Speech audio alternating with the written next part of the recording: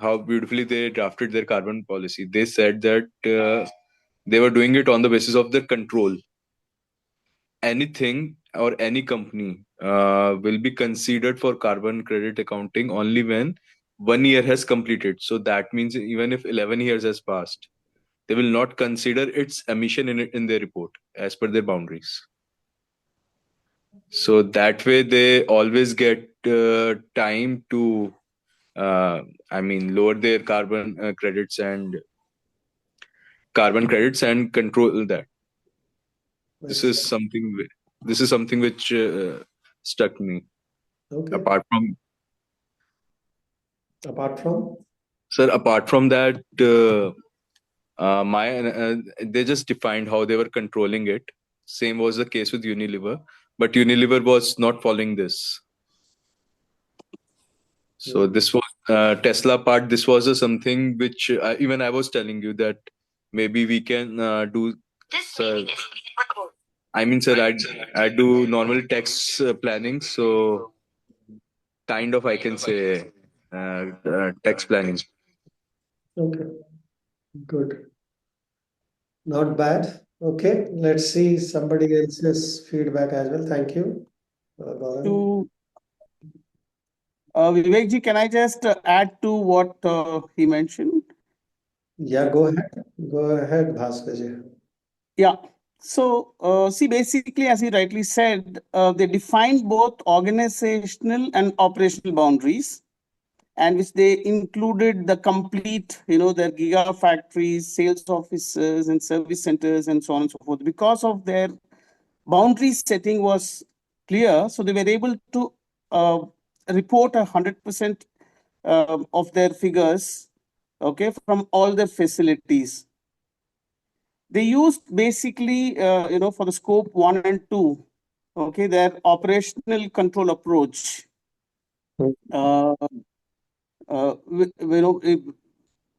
Which is under their control, which is directly, when it comes to their own manufacturing, the sales center, service center, delivery centers, everything.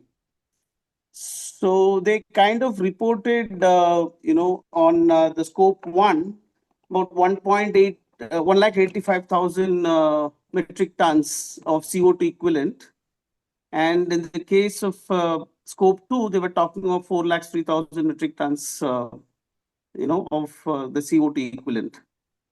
But in indirect emissions, the scope 3, they said that,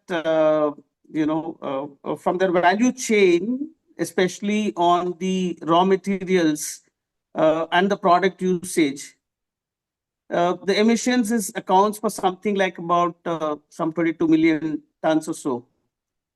So it's basically they are able to report the sustainability report more accurately because of the boundaries that they have set. That's what I could, get it on this. Okay, that's a good observation too. Okay, I would like to add in this. Please go ahead. Yeah, actually, what I saw in Unilever, that they are not very much vocal about their boundaries and all, but they have told they are very much clear about how they can, what all their scope 1 and scope 2 emissions, and what is their target and how they are going to achieve it. So they are very much clear about that. But about the scope 3, they could classify that what all the scope 3 emissions are coming from and what is their target, but they are not very sure about how they do they reduce it, or their methodology, or their how they are going to achieve the target of reducing the scope 3 by 30%. So that they are not very much clear about that. Yes, So that was, absolutely. that Actually, was, there is one more pointer there that in BEV segment, which is EV.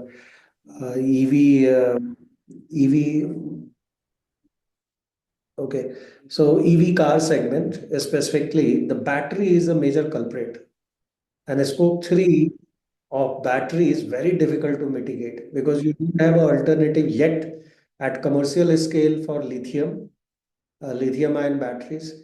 And lithium ion extraction is one of the polluting industry, and that itself is a big challenge. And then the disposal of these batteries after replacement is another challenge. So mitigating it, and that too at a massive scale, is difficult. If you are doing it only 100 cars, 500 cars, 1,000 cars in a year, then still you have a scope. But if you go beyond 5,000 cars, with such a large battery in cars, it becomes difficult. So good point there. Yes, that's the major challenge, scope 3 challenge. Who wants to go next? I have one doubt on Unilever's case, Okay. where they say that in the scope 3, uh, where they take this scope 3 as a optional thing, and not becoming part of their target to reduce their emissions by 2039 or so. Is this option is available, even though the uh, SIBT is saying that companies should consider it, but the Unilever is taking it as an optional, and therefore they don't want to report it. And only on the scope 1 and 2, they wanted to focus and reduce it by 2030. Yeah, Is discuss. this optional thing is allowed? Yes, it is allowed. For a scope 3, it is allowed because different standards. Most of the standards still have not made mandatory scope 3 reporting as well as mitigation plan. And that exactly is what Unilever has used at their disposal. Yeah, because there is an ambiguity in calculation itself. Right. Reporting companies have an advantage of not reporting it. We will see when we will go to scope 3 that only hardly still 57% of the companies are reporting scope 3. Okay, that's the challenge. Nevertheless, let's see going forward how they are going to report. So, what exactly was your question there? Can you repeat that again? No, my question was, let's say if they remove the scope like this as an optional thing, Okay, not yeah. only Unilever, even many other companies will do that. So then the end result will not be achieved, right? So only a scope 3 is allowed. Okay. A scope 3 exclusion is allowed, and that too in certain cases only. Yeah, if you follow CSRD, they are going very strong on it now. They are saying, no, you have to start reporting scope 3 if you are doing It's like what, industry-based kind of an approach for that? It is also industry based, but mostly it is standard based. Which standard you are using to report, that also gives you a flexibility. For example, GRI definitely gives you that flexibility that scope 1 and 2 you go in detail. If you do not want to report on scope 3, you can altogether exclude it. And even though people who are reporting it, I will show you another statistics, hardly out of 15, they are reporting 7. Okay. So that's the another input there. So, okay. Good question there, by the way. Does it satisfy you? Yeah, to that, because it's allowed, so it's fine. Yeah, it is allowed. It is allowed even in SBTI, which is Science-Based Target Initiative. Right. In net zero argument, the scope 3, you can still keep it aside. Yeah, but you cannot keep it for long. Means after 2030, you have to bring it back. You have to talk about scope 3. You cannot live, as we can see in certain industry, it is above 95%. So it doesn't make sense to not to have covered scope 3, right, for long term. Right. Okay, let's listen in somebody else on the case. I have a question on scope 3. Like when it is optional, if it is optional, then is there any kind of advantages or some credits has been given to the companies who are actually reporting scope 3? No, there is no extra advantage specific given. Uh, Okay. but yeah, there is no extra advantage. Let me be very honest. And there is no, Okay. if you are doing it, you have a stewardship. You will be counted as a leader in your area. Because if you go to Okay. PRSR, of course, they do not divide between scope 1, 2, and 3. The Principle 6 talks about that. You have to be Hmm. environmentally conscious. Okay? Correct. Make sure that Yes. you are not impacting the environment. When it comes to scope 1, 2, and 3, of course, they will bring it in after the segregation of all industries done. We believe that that also we brought in the case that certain company has to report they are following in particular industry. Yeah, based on the industry, that segregation will come from BRSR that you have to report a scope 3. Yeah, where it has a lot of impact. So we believe that, but there is no particular, other than you will be counted as a stewardship. Like if you are answering leadership questions in GRI or in BRSR, you will be counted as an industrial leader in that segment. Okay, Okay. that's the only advantage. Like M&M, best example is Mahindra and Mahindra this year was rated as a topmost company in ESG rating by CRISIL. Yeah. Okay. Why? Because they have gone to the detail, they have covered a lot of subsidiaries. Yeah, they are not excluding companies as the Reliance industry is doing. Yeah, they are reporting on a standalone basis. They are not covering all the industry. So those factor also plays a role, Bharti. Okay, let's see.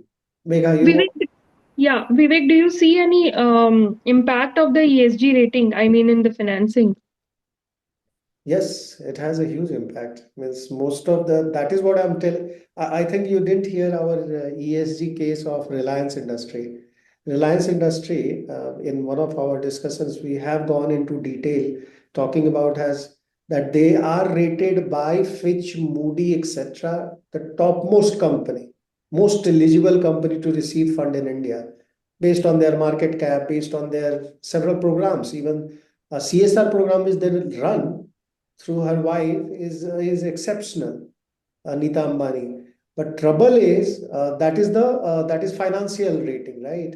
When it Mm-hmm. comes to or credit rating, when it comes to sustainability rating, all company hands down has rated them high risk, including Sustainalytics. You search today, still they are there.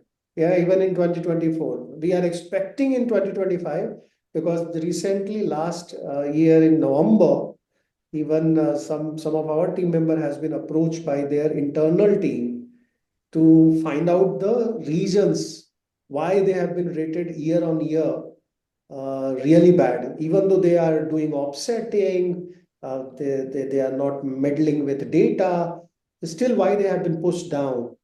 So on that discussion, we were discussing with our participant that uh, you can be the leader and top 100 companies in the world, and you can be leader in the credit rating, but still if your sustainability rating is not good, investor has a trouble, and the investor has a trouble because they are receiving like Mark Zuckerberg, etc. All these people who have invested in this company, specifically BlackRock, who did the investment in Geo Financials, right? They have Mm-hmm. 50% of their money right now is of sustainability level. So if they have really need to come 100% in India and fight with Bajaj Finance, etc., they need to attract those funds as well. They cannot only bring the conventional finance, they have to bring the ESG finance or ESG investing. And their companies like Reliance has a trouble because they get that red flag, a negative ESG rating as a negative feedback to these guys. Okay. And Sir, one small question. go ahead, Gaurav. Sir, suppose if I take what my observations were, suppose if Tesla buys say 2 or 3% stake in Reliance gas business, and for a good amount, and many other companies that are using fossil fuels and generating carbon dioxide, can they exclude it from their rating, saying that from their report, saying that we don't have control over that, because as per their boundaries they're considering only those over which they have control. What about the investment part in the companies in which they are investing? How much credits they are, I mean, how much CO2 emission is there in those companies? That is not considered in any of the reports so far, which I have seen. I might be wrong, but No, no, no, no, no, no. This is the question I'm going to answer today at the fag end today. Okay, where in scope 3, this is a scope 3 emission, first of all. First of all, this is a scope 3 emission. That's a scope Anything which 3. happens through the investment is a scope 3 emission category number 14. Sorry, 15, I believe. So, sir, we have to consider not just P&L, we have to go to balance sheet part as well, Yes, going we after do. the investments and all. We do. And this is a part of scope 3 emission. Okay. So you, and there is no compensatory management as well. So just by I have invested, for example, I invested in Tesla, and Tesla has a revenue in $600 million. Can I count that as a that credit into my company credit built up? No. I can only record it that look, that company is carbon positive to the extent of so much. And I can record percentage of my investment because that is how you should calculate into my scope 3. That's it. But sir, these are public limited companies. Its data is still available. What about the private limited companies and So there you need a ESG rating. data is not even available? No, there you engage ESG rating like Sustainalytics or ISS. You engage them and they will get you the data. Most of them has a lot of private companies data. And if not, they will be engaged by you to do due diligence. Even we do that due diligence, ESG due diligence. Okay, and get you the exact number that how much they are doing it. And if I have a very small amount of investment I am doing, still I can request the owner to share their rating. Yeah, if I am compliant. Mm-hmm. Otherwise, I will not invest because my money is green and your money is black, then definitely there is no match. So I need to either make you green or ask you to at least get it once ESG, any ESG rating providers or ESG due diligence provider to give me how much of carbon you are emitting. So I know what is the exposure I have. Sure, sir. Clear? Okay, so anyone else wants to approach the case? Karthikeyanji, Mahesh Babu, Sudhanshu. I have a general question not related to the case. So, last class, I was not able to continue post 1 hour, and then I listened to the recording. So, Vivek, you were talking about nuclear fusion there. Yes. So, that question which came to my mind is that nuclear fusion is a green source of energy, right? This is what you mentioned. No, But no, no. what about No, I didn't mention it is a green energy, but it is expected to be little less black energy. Okay. It's a green, it's why it is green? Because compared to fission, which is current technology, you require a lot of heavy water to cool the, fission which is happening. So that okay? heavy water is a clear-cut pollutant. Okay, apart from the radiation which comes out of it if you are not containing it to the extent which is required to be. So compared to this, because their amount of thorium or whichever way they are going to do the fusion will be very small for Okay. thermal power plants, for any kind of power plant, you might not require a lot of mining happening as well. So compared to normal nuclear, this will be much, much cleaner. But both are Okay. dirty, dirty. And there will be a problem of nuclear waste as well. That is what I'm saying. Heavy water is the nuclear waste after you do the fission. And in that case, it will be no. In that case, it is 100% burning, right? It's a fusion which is happening. So once it's fused, I don't think so. There will be much of waste coming out of it, other than the radiation waste. There is a waste which also we count as a Yeah. radioactive emission which is coming from it. So that also is a waste. But if you compare again, if you compare the energy which will get produced, see, you say solar. What do you think, Megha? Solar is a renewable energy, and is it a very green? So it's renewable energy, but to make the solar plant also you need to expend that energy. So it's a very catch-22 situation everywhere. It's EV. If Correct, we talk about wind energy, correct. AI for that matter, if you look at AI is doing wonders. I mean, the amount of data which AI is shifting, the new technology which is coming. But what about the amount of water AI needs? Yeah, Uh, true. And the cooling. source And cooling. of electricity which is needed for all these data centers. Yeah, the So data center is I a don't know what is truly green actually, except for planting trees. true. And actually, that is the reality, if you ask me. That is the reality. But again, you put it on a scale, yeah, and make that judgment. Like hydrogen energy, right? Hydrogen Mm-hmm. energy is two types. One is dirty and one is clean. Now, clean one is generally with the solar power plant. Again, the storage is a problem with solar. The major problem with not only the wafers which you produce to, which you where you use silicons, etc., to produce it, but the major trouble is the battery, which gets replaced every 5 year, 2 year, 3 years, Yes, or whatever yes. guarantee you have. So it's not clean. And that is why you have to always do that comparison. That's why in that context, I was saying nuclear fission, which is still 5 to 10 years away. India is much closer because 6 nations, 7 nations are contributing to it, and India is one of those countries. Even we are part of Higgs boson, accelerator, etc. So in that context only, we are also part of UK led this initiative of fission, and hopefully Mhm. that technology will be available to us as well at the same time. So Okay. that way it will be little cleaner than the coal and definitely to the even hydrogen in some respect. But of course, once it will come, you will really know what is the emission happening. Does that helps you, Megha? Sure. Yes, Vivek. Thank you. So, Sudhanshu ji, Karthikeyan ji, did you get time to look into the case? At least one? No, I'm extremely sorry. I didn't get into Okay. So listen, Even I could not go through, sir. okay. What I will do, I will quickly summarize for everyone that, of course, all the points which you guys have said is correct, and that's exactly as discussed in the case. But case discusses three more dimensions as well, specifically the Tesla one, which I'm going to take quickly. And the first is their reporting strategy, which we need to focus on. They operate both in US and European Union markets heavily, right? Of course, they also operate in Middle East, and even now we bring Tesla cars in India, etc.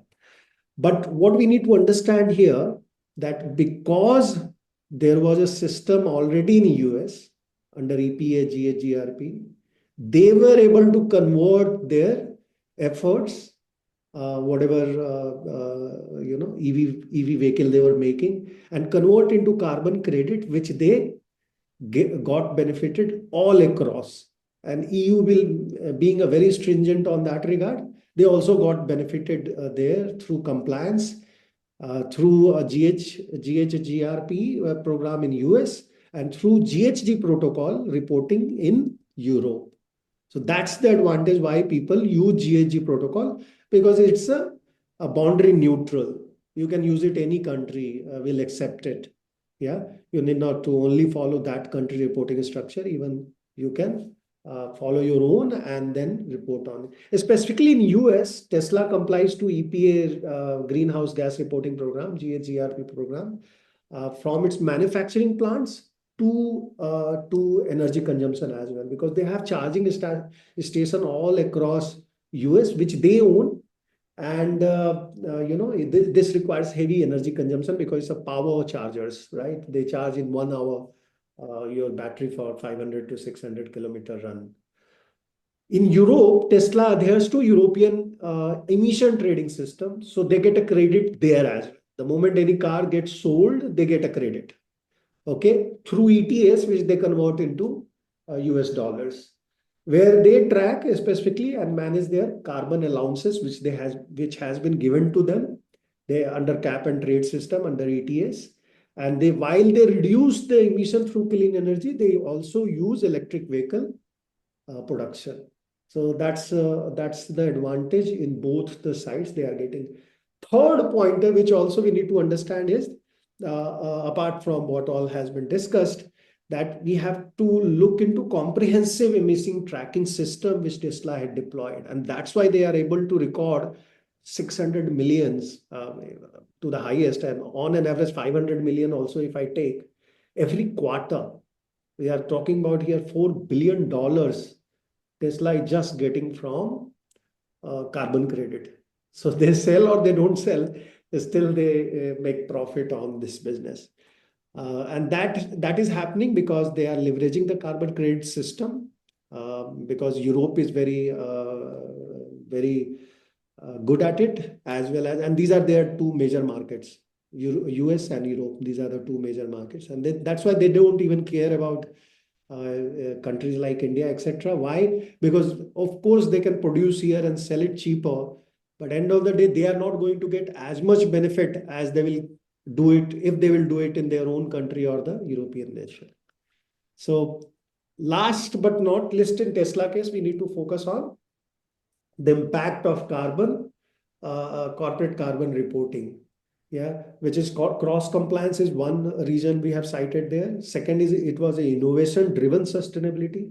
So they specifically focus on their electric vehicle production and renewable energy projects to exceed the carbon reduction target in both the continent, US and EU, and position themselves as a stewardship in this area, and they became leader. Of course, BYD is giving them neck to neck on production side as well as now carbon credit side, because they have a very good system on battery recycling. Okay, so this is another advantage which is specifically China is getting, and that's why even though they have been tariffed by 22% to 30% in Europe currently as we talk, even though the CBAM has not come, specifically on the EV vehicle, Europe has put, because there was a the dumping was happening of their vehicles, so they have put that. And of course, China has found a counter argument to the same, where they are now putting the plants in Europe to circumvent this particular aspect of the business. Okay, so let's go ahead. Today we have to cover a lot, so I will go a little faster than normal. Bear with me. If you don't understand, please go and listen in the recording or ask me the question after the class. Let's start with understanding this international standards. Specifically, my focus here will be Greenhouse Gas Protocol and ISO 14064. Of course, there are other standards as well, which are critical and used for different purposes in the operation. But Greenhouse Gas Protocol is one of the major global frameworks, which is used for managing greenhouse gases emission across world. It offers a sector-specific as well as general calculation tool, which has been adopted in 1998 by WRI, World Resource Institute, and WBCSD. It quantifies the GHG reduction, which we will learn very soon now. Going forward, we are starting a scope 1 today, most probably, if time permit. And also it helps in mitigation. So it suggests you how to do it. And we have done the review of that chapter from chapter 1 to 11. And then there are 4 appendices of total of 100 to 7 pages, which you have also read it, thankfully. So it will all come together when we will start calculating. So this definitely forms a basis of GHG accounting guidelines, which they have developed. And including, it becomes a basis for 14,064. So people who use 14,064, if they know our GHG protocol, it helps them. Now, ISO 14,064 is a specific standard under ISO organization's 14,000 series, which includes everything related to environment. Now, if you see 1 and 2, there are 3 different provisions there, different booklets, which are available. 1 and 2 are the international standard for determining the boundaries and GHG amount which any corporate is emitting. That's what it limits to. However, the 3 is all about how to do audit of it. It sets a cap of the total amount emissions. Sorry, I think that is wrong. Gradually reduces the cap. Now, what I wanted to tell you there was that GHG emission and removal is also covered in ISO 14,064 1 and 2. The text is not correct, so don't follow the text there. So your screen is not visible, means you are not sharing. It's not even visible. Okay. So I will increase the size and I will put the right stuff there. You're not sharing, I think, sir. Who is it? No, he's sharing, no? On side. You have to look on the top, there is a screen which you have to click. Nowadays, Oh, okay, sir. there is- Okay, thank you, sir. ISO 2006A also have GHG mitigation projects, but publicly available specification is specifically, Now what you can do is full screen, sir. You can show the full screen. it is full screen somehow. Okay, it's not. No, the next slide, sir. Yeah. It's gone. Is it full screen now? Yeah. Yes. Thank you. So what we were talking about was other standards, which includes 2006 IPCC guideline. People do use it generally for the purpose of emission factors, and the process which IPCC gives is also quite prudent. And then you have ISO 14025, which is also being used by different organization to report their or carrying out their life cycle assessment. While 67 and 1440, these are also 1440 also is used for LCA. When 67 comes, then you calculate the carbon footprint. Yeah, so if you want to do any product carbon footprint, like Apple, is a very unique case of Apple. What I will tell you, if time permits again, otherwise I will give you the Apple report. It's quite extensive, specifically on GHG calculation.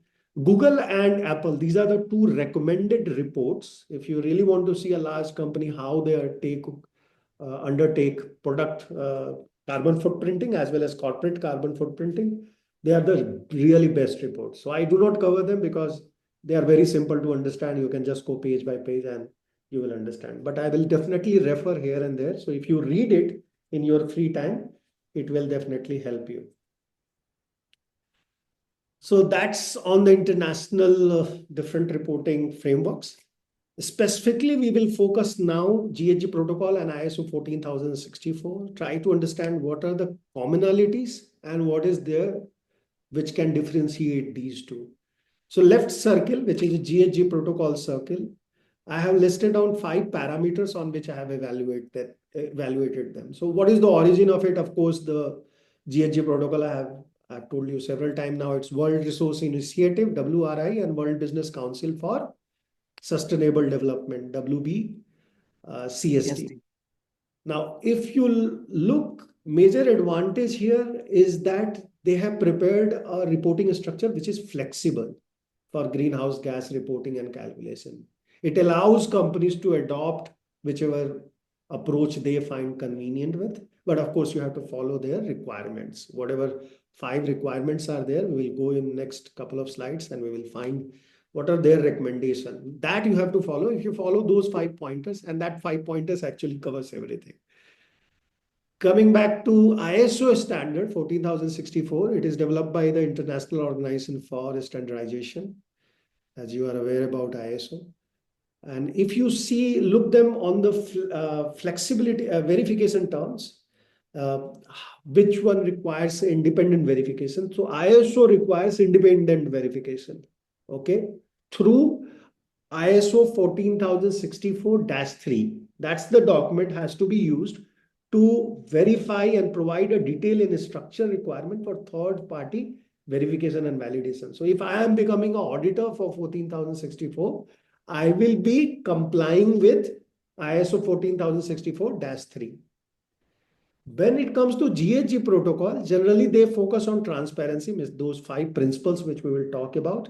As long as people are committing that they are consistent in their reporting, they are transparent, and all the 5 critical requirement, then you do not, even though the third party does the verification for you, you do not need an independent verification on the third party guidelines. That's the difference. That's why the flexibility comes into this particular area. Application is another area which is quite critical between these two, which differentiate these two. Of course, GHG is most widely used now, even by governments, companies, and organizations globally.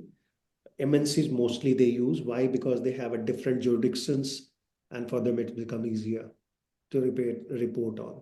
When it comes to ISO 14064, then they are used by organization mostly. Government doesn't prefer it because then there are too much of restrictions, and then you have to rely on third party to validate it, which again becomes a government, putting their neck in somebody's hand. So they do not like it. So mostly the organization which are currently following, Miss UN and all can follow ISO because they are still an organization. So ministries organization like CEC can follow, but ministry, if you will ask them, it will be difficult for them initially. So any organization which wants to be want to get confirmation from internationally recognized standard, they follow this one, specifically for GHG management. And certification, of course, they are completely different certifications. If you see, it is GHG is not a certification standard at all. Okay, it is either you are compliant with or you are in not compliance with. It will not give you a certificate that you are GHG protocol certified, but ISO gives that certificate. Yeah, so a lot of people, because of that, they go and get verified with the ISO 14064. If you see, sorry. No, you complete your thought, and then I have a question on applicability of GHG protocol and ISO 14064. Okay, fair. We will discuss that. My thought was only left was there is a commonality between all three. And what is that common factor? Both have the same scope. The organization boundary, the operation boundary remains the similar. The component even is similar, right? So as we have discussed about different component of GHG protocol, they have the similar components as well as scope 1, 2, 3.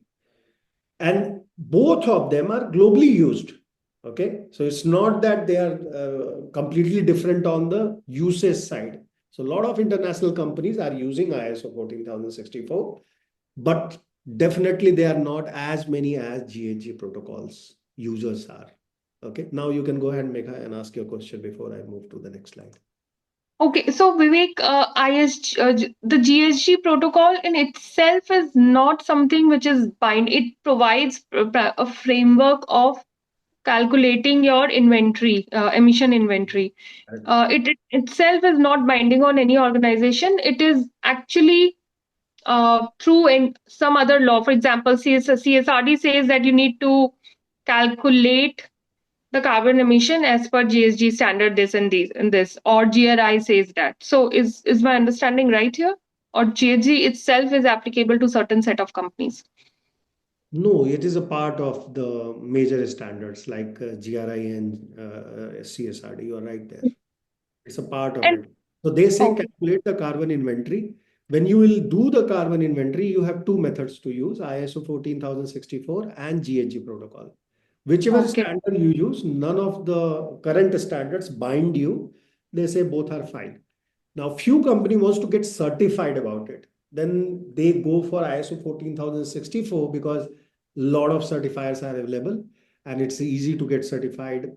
As long as you follow the rigorous process of ISO 14064 and maintain it year on year, you prefer to go for 14064, but you want to be little relaxed and you want to focus on other ESG issues along with greenhouse, and your emissions is not only major target, you have a lot of other targets also to do, like most of the organization are, then they prefer GHG because there is a flexibility.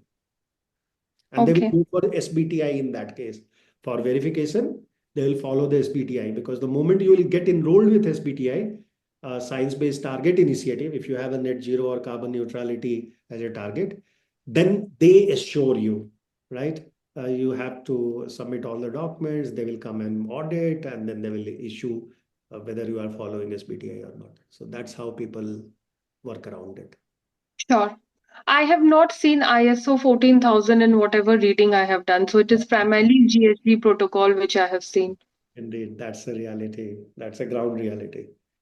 All Because right. first of all, everybody is trying mode right now. Most of the companies. There are companies which are doing for 13 years, 15 years, 20 years. Sikka is one of the case, Bharti, if you remember, we have taken up in Yes, our sir. GRI program, right? Sikka was one of those cases which has initially they followed GHG protocol and then they got certified also for ISO. It's a building material company, which is a world leader in certain segments of building material. Okay, so can we move next? Good. So let's go to understanding this family 14,000, because it's critical to understand that, because I do not want to take up again. So another one more slide and we'll close ISO for ever in our discussion. So why we have to understand, because these are interlinked. So somebody is trying to get ISO 14064, they need to consider 14,000 environmental management. They should also be aware about 14,004, which are general guideline and principle and system for supporting techniques. 14,006, which is incorporating eco design in your buildings, etc., like IGP lead standard, etc. So comparable to that. Then you have 14,015, which is the environmental assessment of sites. So if you are developing new projects or you want to, you have some remote areas, mining operation, so better you get 14,015. If you have, you are into labeling, eco labeling. So you want to get eco labeled your cosmetic products, your whatever products you are using, and you want to get a labeling, then ISO 14,020 comes handy. If you are into performance evaluation of environmental initiatives, mostly in mining industry again, or manufacturing industry, cement industry also goes for it, ISO 14,031. 1440 is life cycle assessment, as I told you, apart from 1450, which is a vocabulary, it's a kind of glossary which you have there of ISO. And then ISO 14,064 comes, how you should communicate your environmental initiative, right? So that's the part which we cover in CFA ESG as well, a communication part, but not only environment, we also cover social and governance initiative. ISO 14,064 is the most relevant one for greenhouse gases, and they follow all this concept, follow plan, do, study, act formula. This is, I think, anybody who has done in the past ISO, they know PDSA cycle they have to prepare. And that's how you always get the Kaizen impact, which is a continuous improvement methodology. Now, continuous improvement, why? Because there is a commitment towards net zero or carbon neutrality your company might be following. And that's why this commitment of your ongoing enhancement in environmental performance links to. So if you're not following SBTI, you can just follow any of those 14,064 and claim about it. This is a broader, there is a broader incentive to it, which actually encourages environmental maintenance and management beyond the legal requirements. So once you are adhering and getting it certified by ISO, presumably, living in India, there are, I know, thousands of companies which gives the certificate just by telling them, please give me. Yeah. So leave those negative side of the news. But if you see as a positive side of ISO, this definitely is a good measure to get improvement without even putting legal requirement. Now, PDSA cycle is, of course, starts with planning, where you establish goals and a strategy. Do means you put an implementation plan where you are collecting the GHG data. A study in context of 4064 is where you analyze that data. Means you need to categorize it because emission factors need to be applied. Identify the area also, which area you want to go and mitigate for. And then you have an action area, which is ACT. So PDSA, ACT is where you talk about the mitigation actions which you are going to deploy or you have already deployed and you implemented some changes. So that is how it becomes as a tool, it's a good tool. If you see specifically 14,064, there are 3 standards there, clear-cut standards, and all are interlinked. So the chart, flow chart, which I am showing you on the right-hand side, is the critical one to understand. And this is their document I'm just replicating for you. Okay, it's the ISO 14,064 document. Sorry. Which gives you a process flow that how you should approach it. Okay. So here you see in the center little gray is the area where actual GHG calculation and GHG measurement happens. So you start with GHG statement where you put what is your point of view about it, how it happens, 3 different processes on top, and one process is from bottom. Now, one process from bottom is kind of auditing process that whatever you are doing is you are doing it correctly and you are not trying to, overlook certain areas.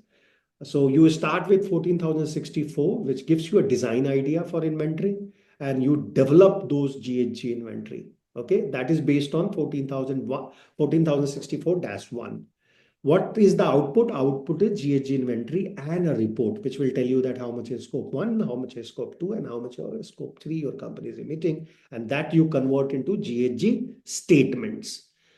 The second process starts with ISO 14064-2, where you quantify, monitor, report the emission reduction and removal and enhancement practices you should adopt from this document. Basically, this document is all about how you will be mitigating your carbon emissions. Okay, so this is kind of GHG project documentation and reports. So there can be 3-4 lines of projects you can start.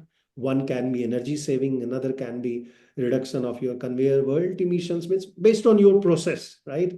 You will have several projects which can be undertaken to reduce and mitigate. Again, this can be translated into a GHG statement.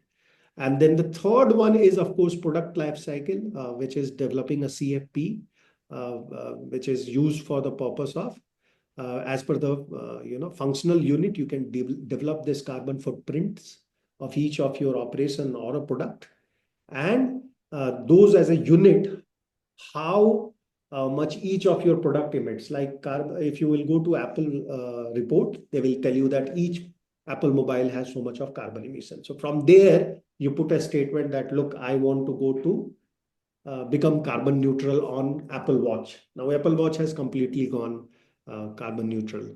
So they're sourcing their raw material, etc. So for that, you need this carbon footprinting, CFPs, right?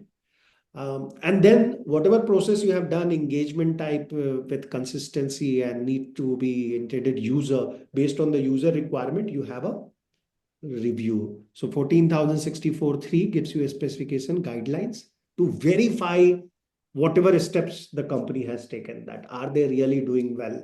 And that also, the auditor who did the job, they also need to get audited as well. And that is the complexity of ISO. But people love it because that brings the transparency, which is, requirement for validation and verification bodies. 14,065. You need to be compliant of those requirements whenever you do the audit, and 66 as well, which is a compliance requirement of GHG validifications specifically. So ISO 14064-1 applies to entire organization report. It cannot be unit wise. You cannot do that, or product wise. Product wise, of course, there is a 40-40. Individual asset, you can also apply to asset and calculate that. You can have a specific group of assets. You can combine 4 or 5 assets and calculate it, or a specific project. Selected phase of projects such as construction phase, operation phase, also you can apply 14,064, design and develop the inventory for that particular work in progress के लिए एक बना लिया, एक after operation बना लिया, that kind of stuff. 64.2 applies to GHG reduction projects like GHG mitigation specifically, or carbon removal projects we can apply there. And I have already described 64.3 and 67. With that, we come to now carbon protocol. So now we are going to focus, because this will become our basis for evaluating any kind of carbon emission. So first we will try to understand different types and key principles which or effective carbon accounting under GHG protocol. And here your 107-page read will help you. So what is the origin? Of course, it's originated in 1998 through a report by WRI. The name of the title of the report was Safe Climate and Sound Business. That's the book. Just search online, you will find it. It's readily available. And that has set the first standard and code. Okay. The report identified that there is a need to standardize the greenhouse gas emission measurement. Okay. And the report was a collaborative effort from WRI and corporate partners like British Petroleum and General Motors. And I'm telling these names specifically so you remember who started it. Yeah, there is a big controversy around it, but we should not mind that. As long as they are doing some investment for right purpose, we are fine with it. Purpose of GHG protocol is, of course, accounting, reporting, and management. So three purpose: accounting, reporting, and management. 3 points there. It provides a standardized framework for these three purposes. It addresses the need for consistent measurement. So every company reports the same language. They do not do in different language. That's the particular purpose of this reporting standard. And it also helps organizations to track their own progress, because the standard lies down the specific criteria to measure it. It helps you to implement mitigation actions. Key components, of course, are as we have seen in 11 chapters. First is the determining the different type and quantity of greenhouse gases which they are emitting. Data verification is another aspect, and then reporting is the third aspect, where you need to communicate in a language so that a stakeholder perceive it right. And finally, you should also build a management on top of it by developing a strategy to reduce emissions and mitigation climate change. Now, type of GHG accounting standard, as I told you, there are 7 books. It is again available on their website itself. You can just search for it. All the 7 books are there. 3 of them are critical for us for our discussion, and that's why I've highlighted them here. Again, there will be some issue here on this page also, I remember. Corporate level GHG accounting is one book which you have already read. Product level GHG accounting, I don't think so I have shared with you, but I have shared with you scope 2 accounting standard, isn't it? And then you have a corporate value chain accounting standard, which is scope 3 standard. Of course, all 3 of them are different for different purpose, which we will come to know very soon. Now, GHG protocol has these 5 principles, okay? Which are these principles? These are principles starts with relevance. And these are the critical principles. These 5 guiding principles helps the GHG protocol to deploy it in its accuracy. So if you want accuracy, you need to have these 5 particular principles as a pillar to your execution. So whenever you implement GHG protocol, you need these 5 principles. What are those? It starts with relevance. Then you have completeness, or RC. And then another C comes in form of consistency, RCC. Now, I don't know if you are aware about RCC, but whenever you build a house, you have a slab, you have a beam, you have a column, and all those are made of RCC. RCC full form is reinforced cement concrete. So as I told you, these are pillars. Yeah, RCC pillars are most strongest. It's counted as the strongest currently, because no other structure is as strong as it is, which I don't trust, but just to remember, you can use this in acronyms. What is this acronym? 3 pillar. Any pillar is made of RCC. So it is R for relevance, C for completeness. Third pointer is another consistency, which is second C. And then you have transparency and accuracy. So last batch we had a director of IRCTC. I think Bhaskarji knows her now. She used to be chairman as well of IRCTC. Rajni. Rajni. Yeah. So C has railway, right? So railway has this traveling allowances, right? Most of the company has traveling allowances. So whenever you travel, you use rail. So we said that RCC plinth are used below the rail tracks. So C come up with that. Let me remember why this, that RCC traveling allowance. So TA stands for that, and T stands here for transparency, which is critical for any documentation, and accuracy, right? Without accuracy, there is no point you are building this report. And how the accuracy comes? By selecting right formulas, okay? So what is the difference between normal accounting and this accounting? There you have to know all the principles again. There is a debit what comes in and credit what goes out. We used to remember DISCOs, right? DISCO is the acronym for that. There were several other acronyms as well right now. I don't know what you guys have remembered, chartered accountants. Gaurang, what was the way you guys used to remember those principles, credit and debits? Sir, hello.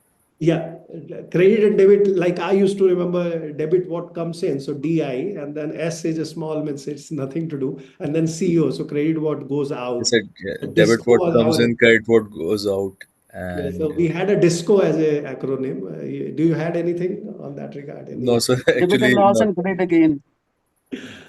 Yeah. Many people had that, sir, but So I when an actually learned. engineer goes to DISCO, they use such kind of, when they go for MBA, they use such kind of DISCOs.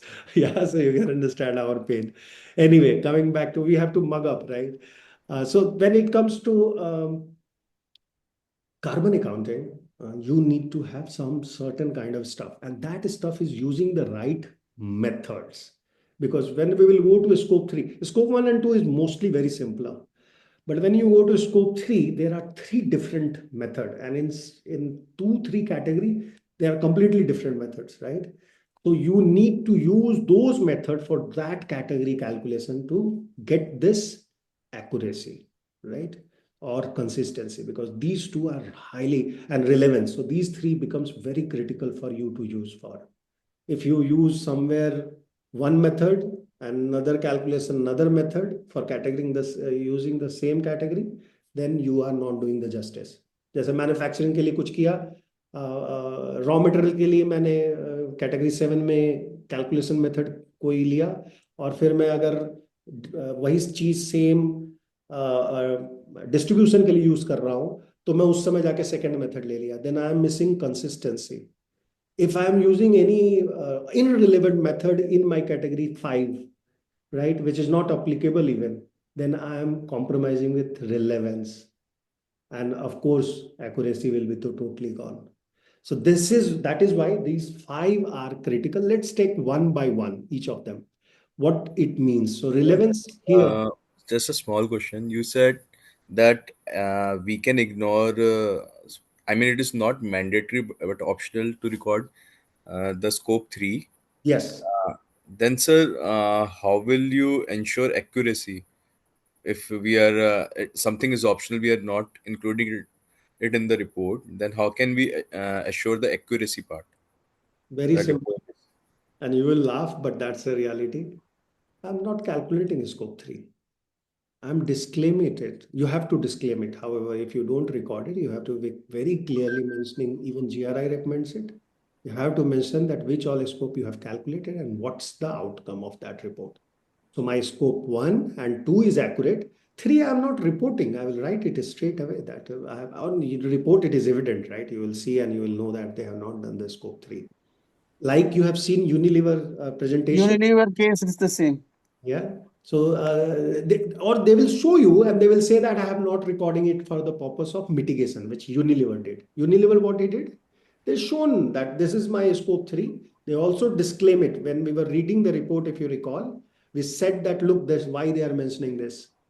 They are mentioning very clearly that scope 3, because I have recorded it, but there are confusions here. That's why I'm not even planning for it. I'm not using then net zero what about methods. completeness? Completeness again, because okay, so let's go to accounting standard. In accounting standard also, completeness only comes through what is your boundary, right? What is your material topics? Are you covering material topic? Can I audit that material topic? Yes. If on the non-material topic that company is floundering, it's okay, right? We ask them to disclose. They are disclosing, they're saying that, look, I do not have a scope 3. And even though I have done calculation of a scope 3, but I'm not confident about it. So I'm not putting net zero on it. I'm not planning for it. That is how you do here. Is it okay? Yes, sir. Very much like even if relevant, if accounting standard is not applicable, will not report it. Absolutely. Well said. And but you need to disclaim it or disclose it. That you have to do. Okay. Yes. Good. So that these are the nuances. It comes because the team is very strong. Thank you very much, Gaurav. Yeah. Otherwise, I will never talk about it. So good you are asking and I'm responding and everybody getting the clarity. So first one, which is relevance, it talks about how the GHG inventory is accurately reflecting company specific activity and emission sources. So relevance specifically is in terms of the specific activity which I am counting on, my emission calculations are happening on, and what is that emission source. And remember these two words I will repeat in scope 1, 2, and 3, all everywhere. That what is that specific activity and what is that emission source. If I am accurately reflecting it, I am relevant.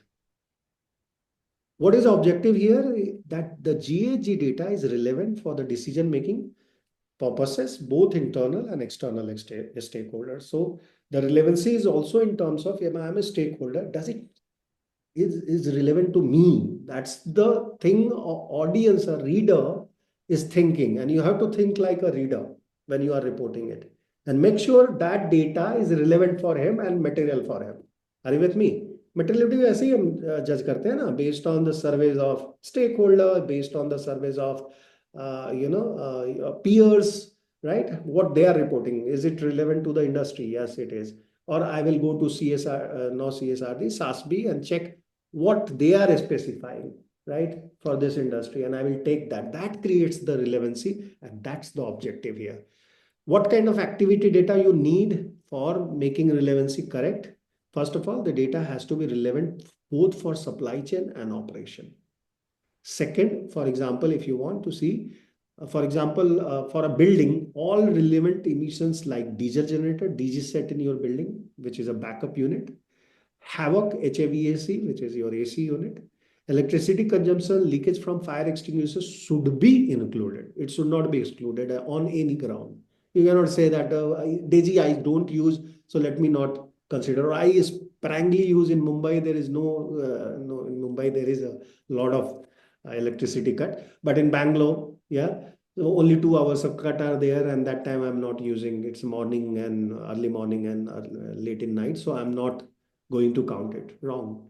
The moment, even for a second, your building has gone on DG set and you spent 200 milliliter of fuel, you need to record for it. Otherwise, you are not relevant.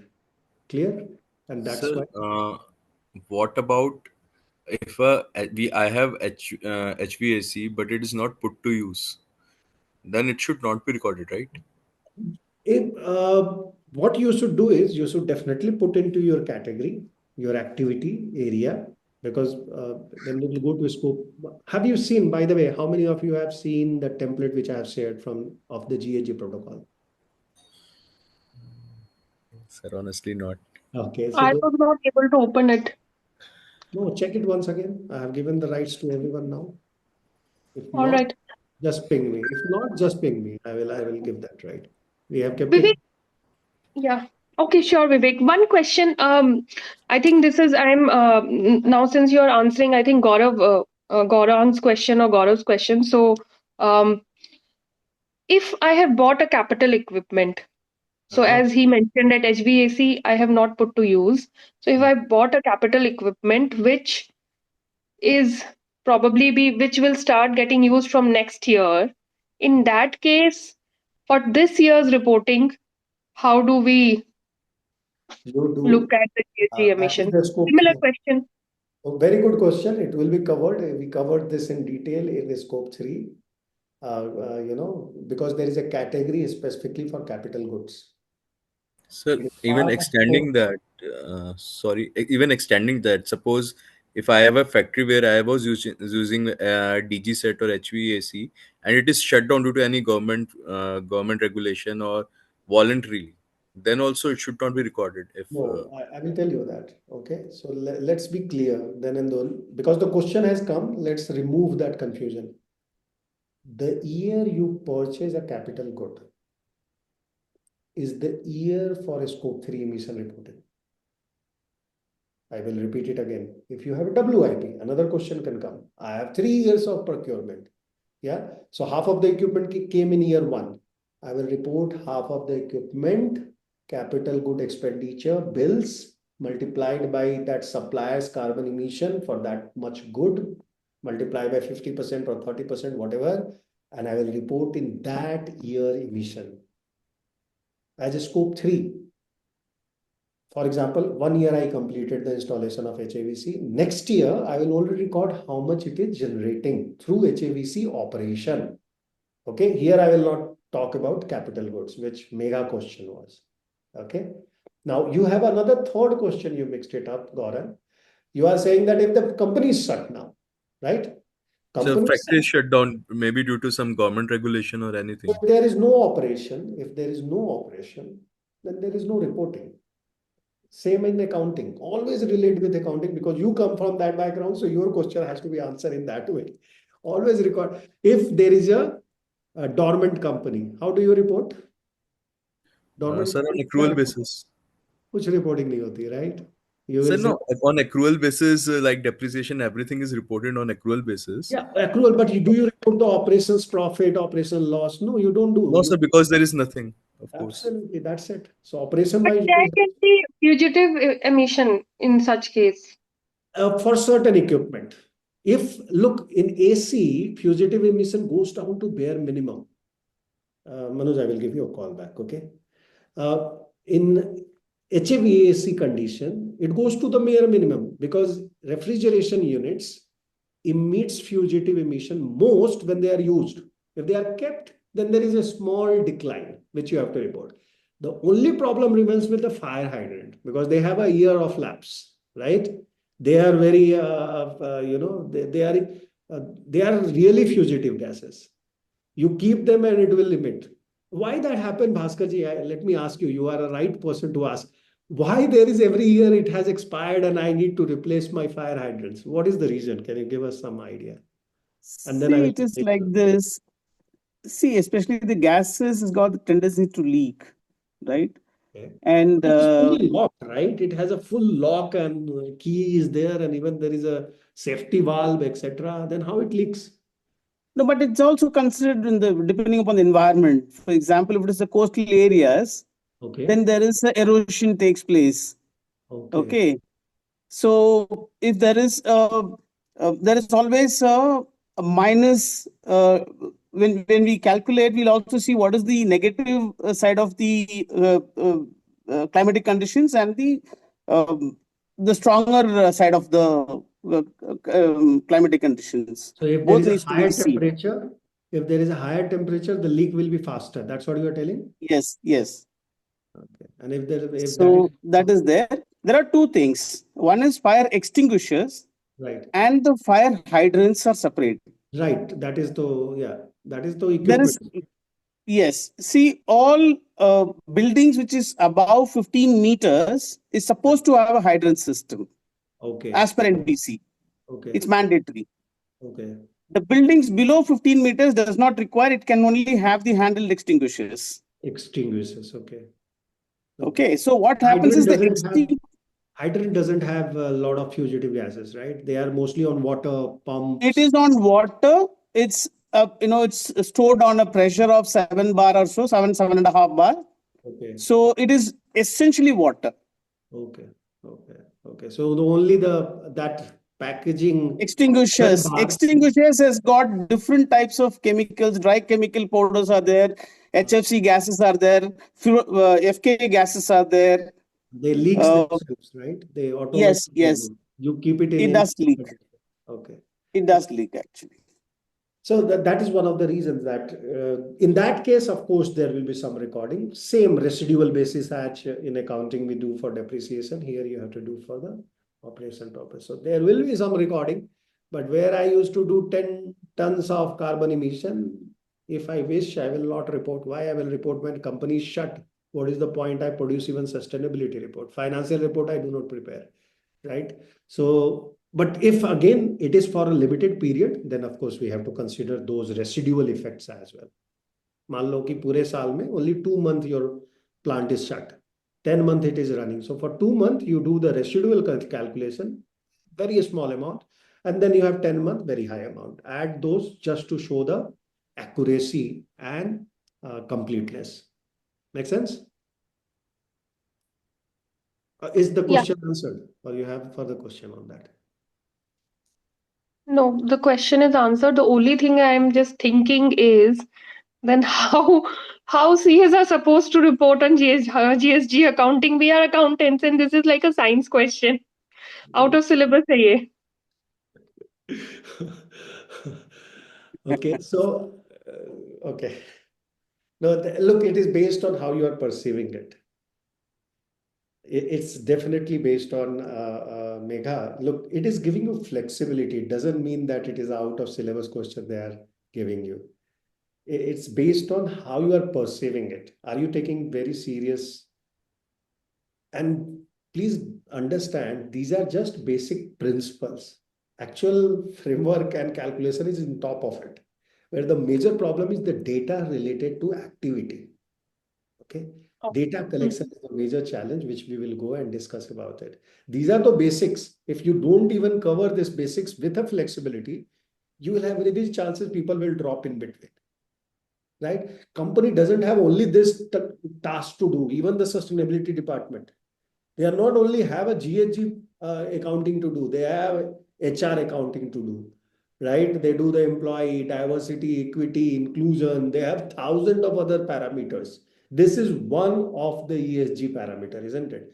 In some company, it is 43%, 44% of the total effort. Some company, it is only 11% based on which industry you are. Okay, so it is somewhere 11% to 75% of company's effort. Ideally, it's around 50%, right? If you take an average, it will be around 43 to 50% according to my research on 1100 companies whom we are auditing. We saw the line lies that 43% of effort goes in environmental measurement and reporting. The rest of it is taken by SNG. G is automatically gets covered by people like Gaurang or Bhaskarji, who is doing the accounting for them, right? They cover that G part. That's why there is a less load of G on the ESG report. Yes. But again, I do not claim to fame that you are right or wrong, but decision is yours how you perceive it. Okay. No, it was just just an observation, because to calculate all these emissions, you need to have a certain level of understanding of how these equipments also work, and then you can apply that kind of, that what is the best GWP you should be using, what No, how the activity data should be. So that was my general observation. that I am not. observation we will address. That definitely will address when we will go to emission factors. You need not to be 100% understanding each of the processes. Not required. Why? Because emission factor will give you that. What you need is the activity data. So activity data, there are three different sources we will use going forward. One is the spend method, one is the activity method. And for each of this method, there is a emission factor available. So that way it becomes easier. So I need not to be expert in HVAC, right? Or I should not be Bhaskarji in understanding fire hydrants and fire extinguisher. I need to just know that how much of fire extinguisher in tons has been used in this year and what was their calorific value or their spend value, just a bill of that fire hydrant in that year. If I have that, people like us or you tomorrow will be able to calculate the GHG emission. If that happens, will you be happy, Megha? Will Yeah, that will see. help. So that simplicity is very soon coming. That's why GHG protocol people love. Okay, so let's go to the next part, which is C, which is completeness. Of course, completeness is all about looking into factors like, it encourages that you account for all emission. You do not exclude the question. Remember, scope 3 लेना चाहिए कि नहीं लेना चाहिए. If you really want to be complete, you have to have calculation done. And then you say that, boss, this calculation looks dicey to me. I'm not going to report about it. Clear? But you have to measure it. And that's their tenet. It's put in the principle number 2 that you have to account for all emission sources, activities within chosen inventory boundary. Once you have taken that boundary, you have to calculate everything. Then only you can say, I am doing a complete job, right? You ensure coverage of emission with exclusion clearly justified. If you are doing exclusion, justify it, which Unilever did. That's why their document is valid, right? That is the second. If you go to third principle, which is consistency, consistency applies to both sides. One, that you are using similar units, for example. If I am saying I will measure all my energy into kilowatt, I should not be doing into kilojoule, two of my energy consumption area. Like DG, I go and kilojoule, and HVAC, I am doing in kilowatt hour. Not acceptable. Okay, you have to be consistent. That's the area number one. Area number two talks about that all the reporting method and accounting should be consistent over the time. So if I used in year one kilowatt hour and a method which I'm using, fuel spend method or activity based method, year two I should use the same method, right? For a accurate comparison. And if I'm changing it, again, I have to disclose and make sure the second method is justifiable. If you are changing the method, allowed. That is the advantage of GHG protocol. I always say they give you so flexibility. For example, here, if you look, a consistent emission factor must be applied over a time. So if I use DEFRA in year one, year two, I cannot go and say that I am using now EPA or I'm using CEC. If you are doing it, you can give a justification. For example, last year I didn't had access to CEC report. This year I have it, and I feel it is more accurate than the DEFRA data. Then I can put that. Last year my calculation based on DEFRA was so much. This year I am applying CEC emission factors, and I am also showing you retrospectively what will be the last year value if I apply CEC. Has happened, right? This has happened in Unilever case, where they have retrospectively changed their numbers. 121 था और कुछ number उनका change हुआ था, right? They have gone there and stated it. So that's the case. Okay, so that's, Sir, one doubt. yeah, You just mentioned that there should not be. You took the example of units, like kilowatt, then kilowatt should be there. correct, Sir, actually, what before you explained, what I was interpreting was, since everything is going to be converted in carbon in terms of CO2. right, right. So even if it is calculated in kilowatts right now, I will convert it into CO2, and then joules. Then joule will also be converted into CO2. So instead of that, the method of calculating it should be the same, rather than, I mean, the units in So this. even unit matters because decimal values plays a bigger role here. When you look, emission factor is anyway approximation, as Megha was saying, right? Everything is approximation if you don't understand the right method. And then you bring the complexity of this conversion, further conversion. That okay, data has come. And by the way, this is another problem right now. Standards are facing. That is why standards are cursed right now. Each standard is like, for example, if you go to BRSR, it will ask you to specify all the energy consumption, not in calorific value, in calorific value. They will ask you kilojoules, right?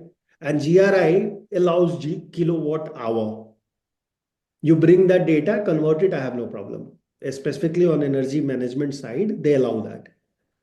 So my trouble is, if I'm in India, then I have to show both the numbers. So I choose to do BRSR. That's why a lot of people only report in BRSR. They don't take a headache of reporting in 4 standard.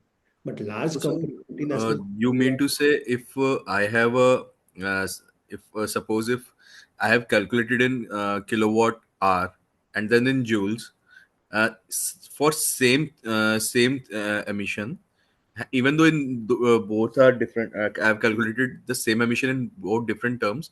It can give me, even in slightest of decimals, different carbon dioxide.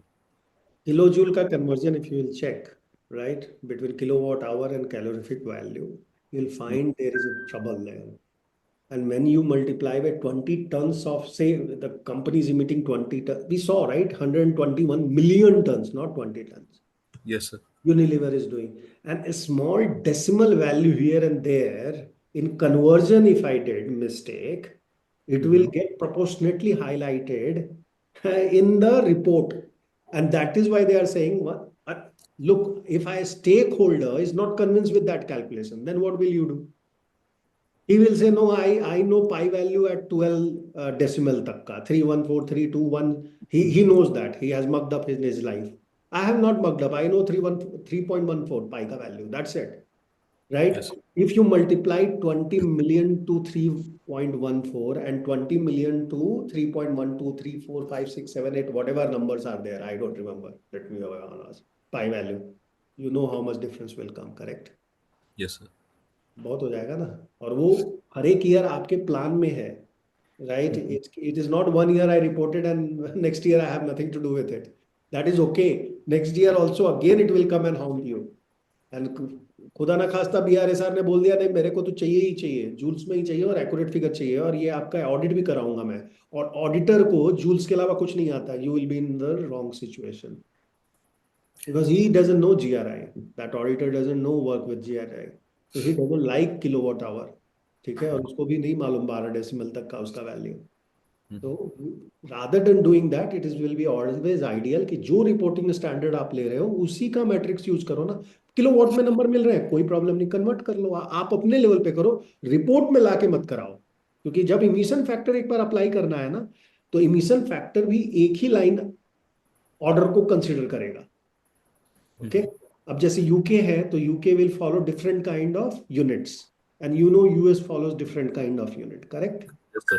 आपका दोनों जगह operation है, तो आप दोनों को उसी के लेवल पे कैलकुलेट कीजिए, जैसे हम लोग डॉलर में करते हैं, right? What we do in dollar and rupees denomination का कंसोलिडेशन, उसका वहां पे कर लेते हैं, इसका यहाँ पे कर लेते हैं, एक रेट अप्लाई करते हैं, convert.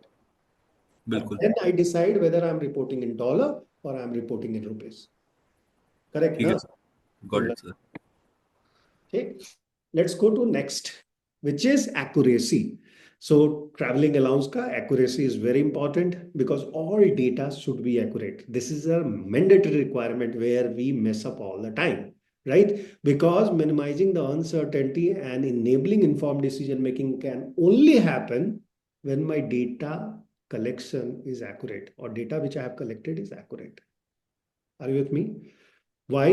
Because it is the objective of this particular principle that you should ensure that GHG emissions are neither under or overestimated, and that a user can trust your reported data.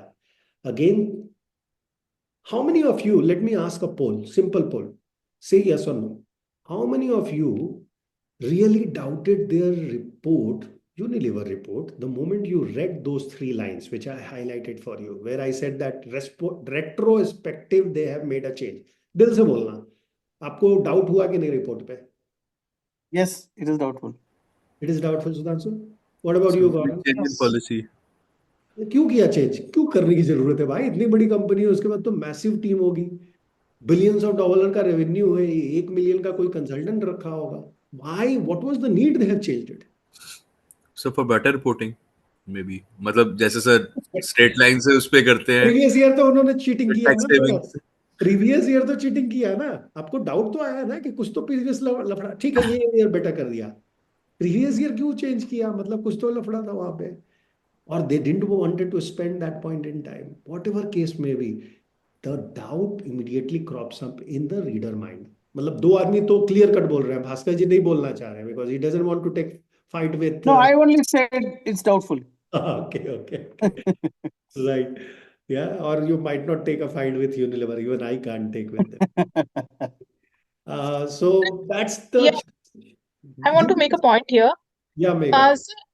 Sir, if they are rewriting their numbers again, that Right. means they were not accurate, no, but Yes, of course. earlier. Of course, it is not an accurate number. Of course, it was not an accurate number. Yeah.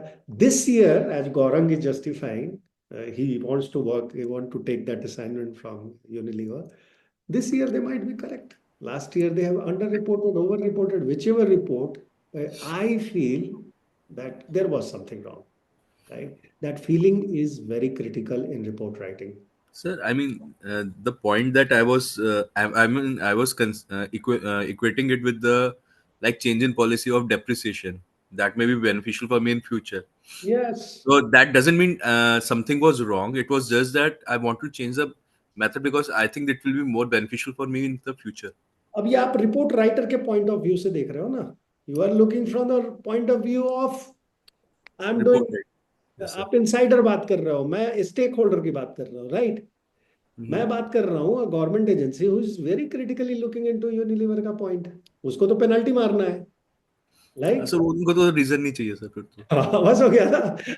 बस यही point मिलेगा उसको, अगले साल पकड़ेगा, ये साल छोड़ देगा कि तुम बहुत ऑनेस्ट बन रहे हो ना, बनो कोई बात नहीं, नेक्स्ट ईयर पकड़ेगा जाके। बोलेगा इस साल क्या चेंज किया है ये बताओ, बोलेगा नहीं कुछ नहीं चेंज किया, सेम लिया है, सेम हमने 20% लिया है जो पिछले साल लिया था, उसके पहले 30 कर रहे थे, वो टैक्स के लिए कर रहे थे, जस्टिफिकेशन दो। आप जीएसटी में मालूम है ना हम लोग कैसे फंसे हुए हैं इस साल में, राइट? सब रो रहे हैं जीएसटी के लिए। क्या किया है गवर्नमेंट ने कि जो भी पेनाल्टी बताया है, एक तो अननेसेसरी पेनाल्टी लाके डाल दिया है कि ये आपका पहले 18% में था, 28 में था, 25 में था, 10 में था, 5 में था, राइट? अब ये 10 में नहीं है, ये 28 में, आप 28 में काउंट करो क्योंकि आप दूध और शक्कर मिक्स कर दिया है, सो आप पे 25 करोड़ का पेनाल्टी है, right? There is a meme going on right now in Infosys. The company which made the GST portal at TCS has been given 33,200 crores का bill of GST, right? So ये लोग रो रहे हैं, कह रहे हैं कि क्या गवर्नमेंट है भाई। अब वो टैक्स वाला जो ऑफिसर है, Gaurang, whoever is negotiating your company must be knowing, he is not listening. He is saying अभी तो आ गया ना, अब हम इसको डिसीजन लेंगे आपका नेक्स्ट, अभी आप पेनाल्टी भर दो, ठीक है, वो 3,200 करोड़ का आप 10%। सर इतना फ्रीक्वेंट चेंजेस किए है कि उस टाइम पे क्या चल रहा था ना, टैक्स पेयर को भी कम याद है और सामने वाले को तो पता ही नहीं है ऑफिसर को। करेक्ट ना, किसको याद है यार 5 साल पहले क्या किया था, ये साल में क्या किया। तीन अभी, how many, I think 160 addendums has come in 6 year time, 7 year time, सब right? More than 160 every 5 day में एक अडेंडम लेके चले आते हैं लोग। मीटिंग होती है 1 महीने में, अडेंडम हर एक 5वें दिन है। नहीं सर, मोर देन दैट हाँ, definitely, more than that for more sure. than that, right, Gaurang? The number must have increased. This is my last report. And So so you this are is just sorry, you are just considering the central. और We are state not वाला तो अलग ही है, वो state. तो 29 state है भाई, और सब एसजीएसटी में report. So my example, that was one of the example I am trying to give you कि इसलिए आपको जैसे ही ये होता है ना, ये गेम्स प्ले किए जाते हैं तो किसी ना किसी को बेनिफिट जरूर होता है। मैं क्यों फंसूं as a report writer? So I want to be as accurate as I can do, specifically under GHG protocol, right? And try not to change it. So all these 5 principles are interlinked. That's why I've shown you as a half graph. Okay, tell me which one is unlinked. RCC cup length, which is on which the railway travels, and I take the traveling allowance from my company, is interlinked altogether. Okay, and that's why it's very critical concept to understand. Here comes 5-step model of ESGPro, which I have built on top of this principle, which applies. It is a industry agnostic. Okay, first of all, any industry, any company, you want to deploy carbon inventory GHG protocol, use this 5-step. It covers everything. Okay, instead of putting 11 chapters and 11 point of views and then doing it, you will be always lost. So what I did, I summarized it, squeezed it into 5 concepts, which is clearly you can delineate with one each other. That's the advantage of our model. Okay, 5-step model for a scope 1 and 2. For 3, you have a 15 different category. Up to 2, you can apply my model, and then you have to take this 15 categories separately. Up to now, we have already covered national framework of carbon accounting, international framework of carbon accounting. Now we are going into 5-step model, and then we will talk about real step application, and you have to prepare a presentation. Be ready with that. Let's go for next half an hour. Okay. Vivek, one question. Since yesterday's class was not there, so when are we planning to cover it up? One I'm of the asking weekend, because we will do the double down on one of the weekends, or we will extend it on Monday. It please depends. extend it on Monday if it is okay with everyone. Okay, if that is the Yeah, case, that would be better. It's fine with Yeah, That me. we would be can do better, it. sir. That would be extend better. for Monday, fine, we will extend it. Done. Monday भी All हो right. सकता है, Tuesday भी हो सकता है, 2 दिन करेंगे based on how much, because we are going really slow with this class, so you have to allow me and let me be slow, okay, because I need more time. Let me be very honest. I was supposed to finish today module 2, so I can take up module 3, which is scope 3 tomorrow. But unfortunately, it doesn't look like I have another. Yeah, there is a quiz as well. Okay, fine. Let me try. Okay, so let's go for those scopes.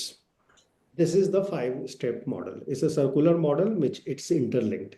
Again, based on GHG protocol, which promotes Kaizen. So every time you come back, you improvise, go back and run that process again and again. The process starts of GHG inventory, starts with defining the boundary. As I've already told you, defining boundary starts with establishing organizational boundary first, which is which part of your organization you want to include. For example, I can have a choice that I only want to include my factory headquarters. I do not want to include my branches. You can define that. It's up to you. I want to include my branches, but I don't want to include my warehouses. Define it. I want to include my warehouses. I do not want to include my extension areas, But right? is this the right way of doing it? I mean, if let's say I want to only define factory but not warehouse. Absolutely, it is right way to do it. You have to mention it upfront so the reader knows what you are not covering. That's the point here. Point here is that you are prudent in your reporting, which is the last step. Transparent. Okay, that is the last step. We will go there and we will say that how you become prudent. There are we say to have the credibility. There are 4 steps to have the credibility. We will talk about that how you should make a report credible.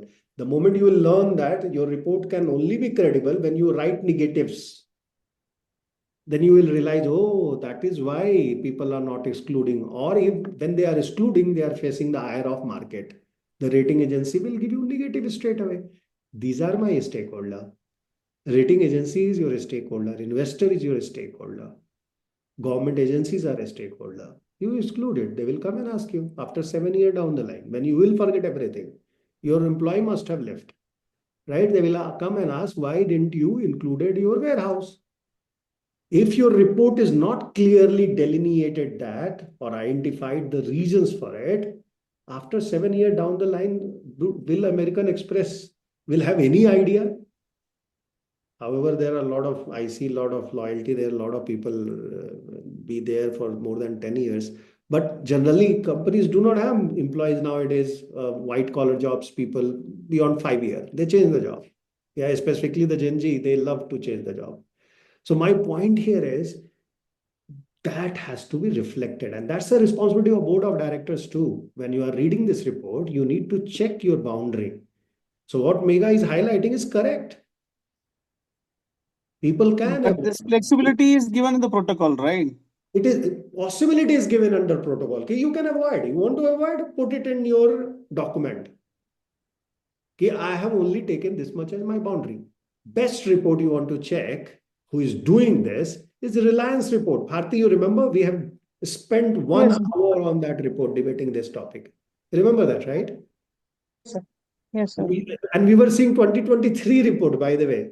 2024 to gone into different direction altogether. Sir, sir, whose responsibility is it to define boundaries? Is it the management or the auditors? It is management. Auditor will come and just check. They will check what boundary you have defined. They will ask you a question, you justify them, which is again based on your report. If you have not written the report, they will qualify. Say that please correct and bring it back. Okay. So does GHG protocol require any kind of assurance? So CSRD, for example, requires limited assurance on your report, on your ESG report. Completely. But Completely. GHG protocol, sorry, say GHG that again. protocol doesn't specify any because they do not have any. But there are people who assure you. Yeah, there are companies which assures you on your carbon accounting. Okay. And we have seen that in the case of even Reliance, they have some party. But what is the problem? What is the problem with Reliance? In one line, I will close that. Otherwise, I have to go in GRI reporting. What they have done is they have taken standalone basis reporting. When they have more than now in 2024, they have more than now 295 subsidiaries. And out of that 260 subsidiary, they own 100%. It was 265 last time, 2023, Bharti, if you remember. This year, it is more 30 companies they have added. And they have signed to report on those as well. Sir, but then my principle of completeness will not hamper in that. No, your completeness is hampering. That is why ERP providers, the ESG risk providers, are giving them high risk company. I don't know what is happening with 265 company. You are only Yeah. reporting for Reliance Industrial Limited with 6 of their operation. 6 उनका हाजिरा का plant है, 6 plants का वो लोग report कर रहे हैं. That's it.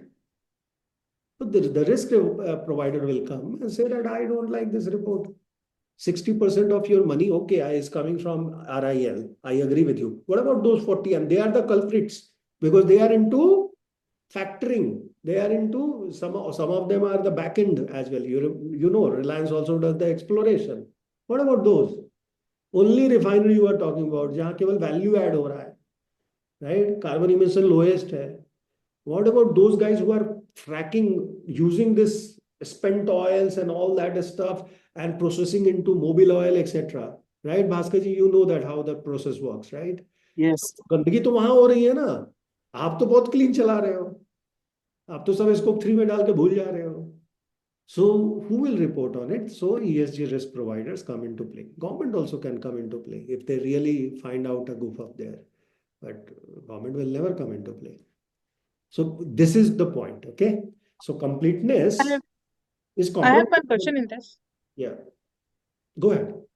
Sir, if subsidiary 50 or say 30% stake is there in one company, okay, and remaining company is independent, say suppose. So the what will happen? Like only the 30% emissions will be reported in the company who is reporting the main company, and the rest of what will happen to the rest of 40, 60%, whatever, 70%. So if company decided to only report on the 30% of their operation, that's what you are saying? Yeah, because the hold is only control is only 30%. Then Okay. So now this is different case, right? This is the case of yes. boundary creation. This is the case of which I am going to discuss on the second page.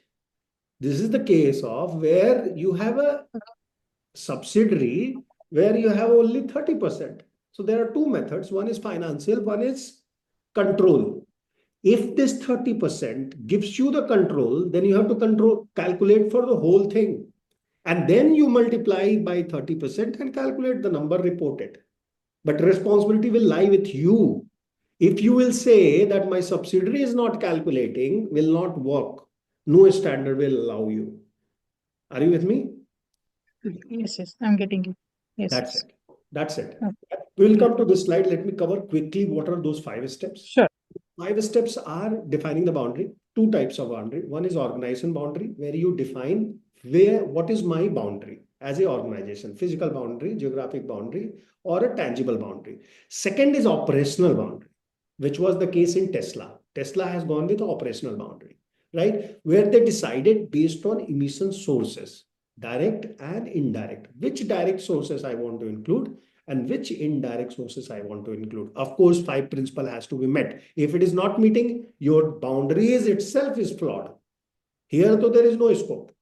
All stakeholder will come and lament you that you are doing a greenwashing. So your boundaries should be prudent. 5 principles should be met. If it is not meeting, this is the answer for all of you, by the way. You are saying, no, that transparency is missing, completeness. It is missing. If it is missing, you will get lamented as a greenwasher. People will tell you, you are not following all the 5 principles. What kind of reporting you are doing? Forget about this reporting. Take it back. अब company is very big, then India में कोई नहीं बोल रहा, बाहर से लोग बोल रहे हैं. रिलायंस ने भी, क्रिसिल ने भी उनको रेटिंग बहुत खराब दी हुई है सस्टेनेबिलिटी, जाके चेक कर लो आप. Otherwise M&M could not have come. So point here is कि आपको बाउंड्री राइट सेट करनी है, बोथ ऑर्गेनाइजेशनल एंड ऑपरेशनल. हाँ, अब मान लो बहुत छोटा इंटरेस्ट है, जैसे कि अभी इन्होंने बताया 30% इज छोटा interest, right? 30% is not counted as you cannot have a control on that company eventually, isn't it? 75% तो चाहिए कंट्रोल exert करने के लिए SHF के थ्रू भी, right? Anything below 75%, even Indian Company Act will not will come into play. So my point, और नहीं तो एसएचई में आपको अगर कंट्रोल दिया गया है या शेयर्स ऐसे डिस्ट्रीब्यूट है जहाँ वोटिंग राइट आपको ज्यादा मिल रही है तो अलग डिस्कशन है, बट वो again case to case, let's not muddle it, otherwise a lot of people will get confused who are not from accounting background. Karthikeyan ji, are you, by the way, I never get Karthikeyan ji is speaking. Are you following it? Because a lot of accounting discussion I do here, because 3-4 people are from that background. Are you okay with that? Because you are engineer, right? Environmental scientist. Yes, yes, yes, sir.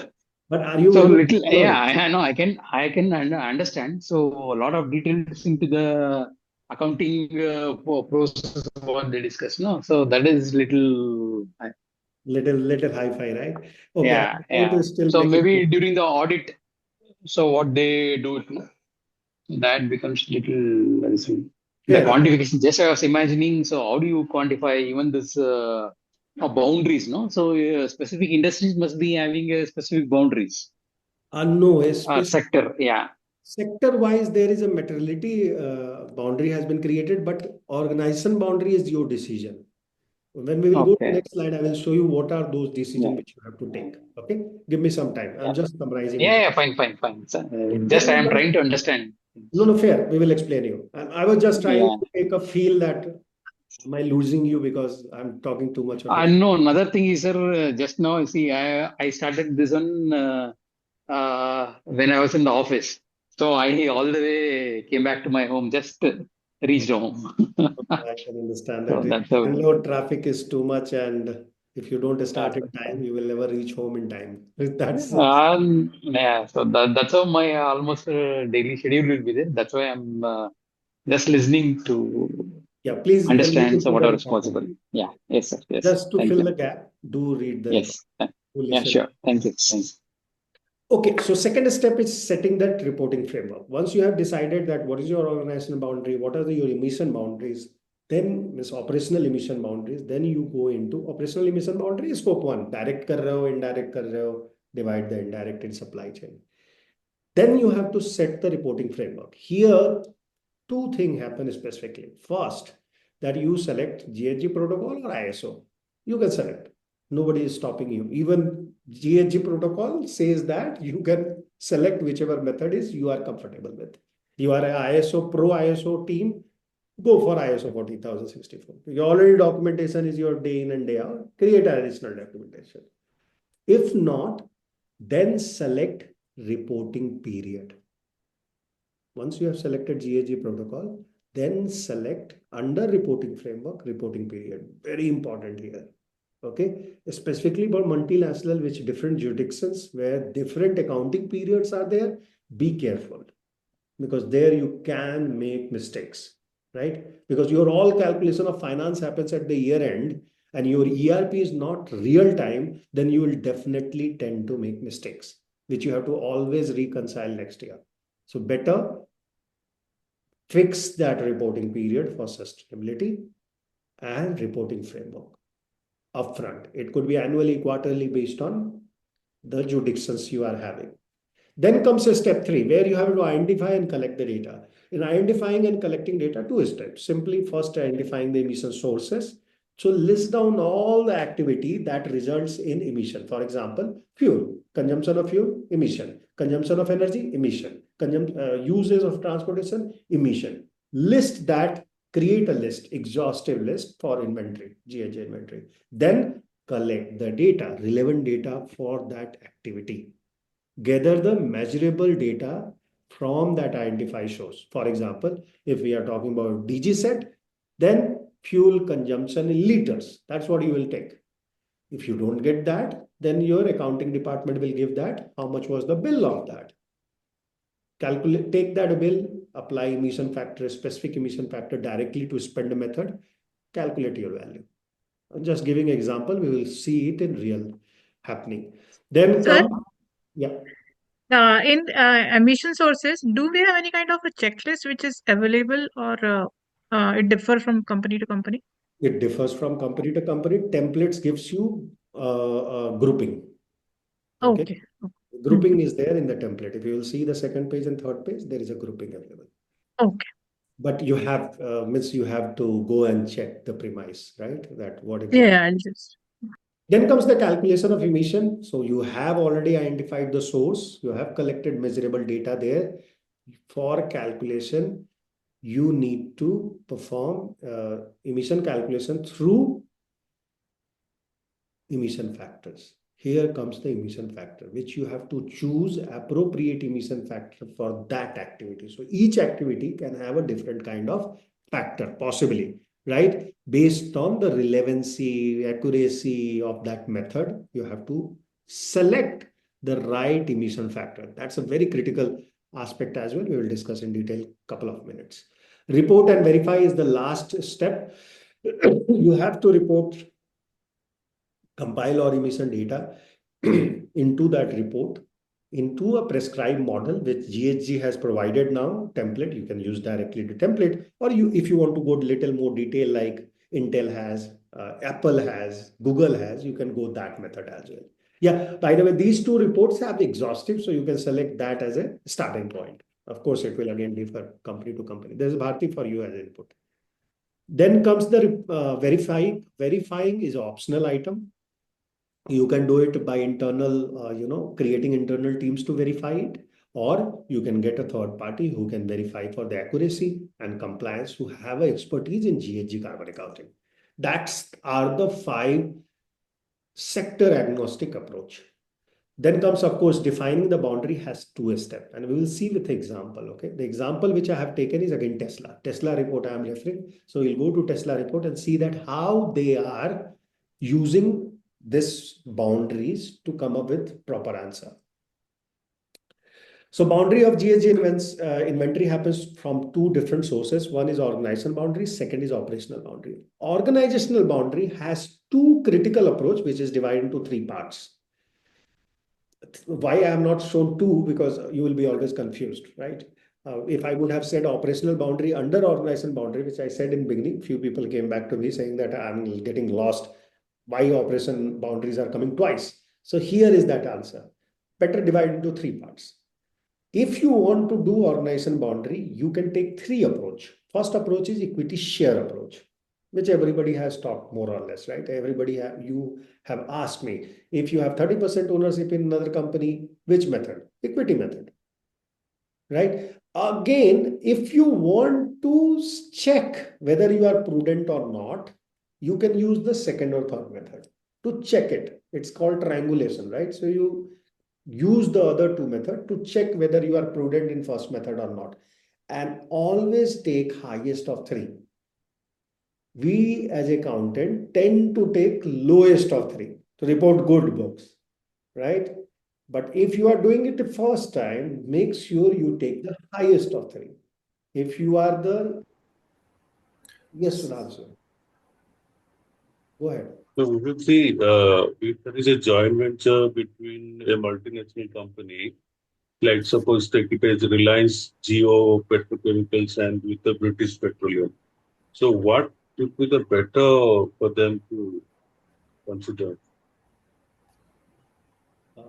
Better this organizational boundary you are saying? Yes, it's bound. How they will. Again, is British Petroleum is total gas is the right name now, right now. Reliance Petroleum you are talking about, Reliance Kajo oil stations, right? Geo gas station. Geo gas stations, right? The Geo gas station with the BP. Now, is BP is operating, or is it really operating? Those gas. Geo is operating. Geo is operating. BP has 30% or 28%. I don't remember exact number. Total similar with Adani, and Total has similar kind of structure. So my point is, who is operating? So control is with whom? This guy. However, the reporting BP requires more than the Reliance Geo. Why? Because they are in more trouble by international jurisdictions and boundaries. So here equity share will be ideal for BP and ideal for Geo. If they are reporting, for them it is operational. But sir, again, the policy can change on year-to-year basis, because the results will be different. Suppose if I'm going through equity operational control. This is nothing to do with policy. क्योंकि policy में तो recommend ही नहीं है ना कौन सा method आप करो. सर नहीं सर, इंडियन कंपनी एक्ट में, इंडियन कंपनी एक्ट में है कि वेदर आप कंसोलिडेट कर रहे हो कि नहीं है। करेक्ट। जीएचजी में तो कंसोलिडेट करना ही करना है, there is no option there. However the consolidation doesn't happen line to line item, it happens based on the subsidiary based. तो सर मैं डेफिनेशन ऑफ बाउंड्रीज या फिर जो मेरी बाउंड्रीज के अंदर जो कंपनीज या स्कोप है वो हर ईयर चेंज होता रहेगा। फॉर एग्जांपल हो सकता है कि इस साल मेरे को लगा कि बेस्ट इज ऑपरेशनल कंट्रोल, अगले साल कंपनी ने इन्वेस्टमेंट्स कर दी तो फिर मेरे को लगा इक्विटी शेयर के थ्रू करना चाहिए, that will be better, so that way वो नहीं, अगर चेंज होता कंट्रोल रहेगा। आ गया, you are saying that if tomorrow they have the control, BPS came, they brought all their British people and they started operating my whole, at least white collar job तो definitely they, Chinese ने किया है ना, सब जगह जाके वही करते हो। हम्म। स्पेसिफिकली जियो भी देख लो आप, कंपनीज में हटा देते हैं, जो सीईओ यहाँ का रहता है अपना सीईओ लेके आते हैं। पॉसिबल है ना। तो आप बोल सकते हो कि अब कंट्रोल तो उनका हो गया, राइट। दैट इज व्हाई बिल्कुल सर। एग्जांपल, अगर रिलायंस जियो पेट्रोल पंप का रिपोर्टिंग करेगा तो वो इक्विटी अप्रोच पे करेगा, और कंट्रोल अप्रोच पे करेगा, क्योंकि उसका पूरा कंट्रोल है आज के डेट में। बीपी जब करेगा ये साल, तो वो इक्विटी अप्रोच पे करेगा। बट मुझे नहीं लगता कि हर एक साल वो लोग चेंज करेंगे। But मतलब it seems like that this.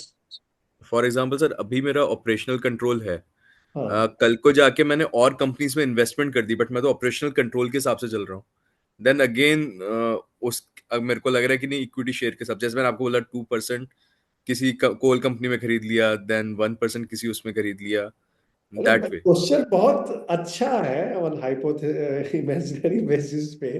Answer बहुत सिंपल है, आप ज्यादा वहां नहीं दिमाग लगाइए। मेरा, मैं आपको क्या बताने की कोशिश कर रहा था कि चेंज हो गया, राइट, ऑपरेशन से कंट्रोल में चला गया, बट आप एक टर्म भूल गए जो मैंने आपको बोला, ट्रायंगुलेशन। दोनों मेथड से आंसर सेम ही आना चाहिए। अगेन, मेथड दोनों से आंसर सेम ही आएगा, तभी तो ट्रायंगुलेशन कर रहे हो ना आप। Highest of three I will take. So कल अगर मैंने कोई दूसरा मॉडल लिया तो उससे लो ही आएगा ना, तो that is better for me to for. Okay, got it sir, got it. Triangulation इसलिए करना है, हो सकता है थोड़ा डिफरेंस आए, इसीलिए मैंने आपको सजेस्ट किया कि हाईएस्ट ऑफ थ्री ले लीजिए, so you will never be in risk. Even though I am doing operational control, I am a Reliance Jio, I will check, is my equity share method gives me higher number? If yes, I will take that. So कल मैं अगर मेरे पास control नहीं भी है, उससे ऊपर तो मेरा रिपोर्टिंग नहीं होगा।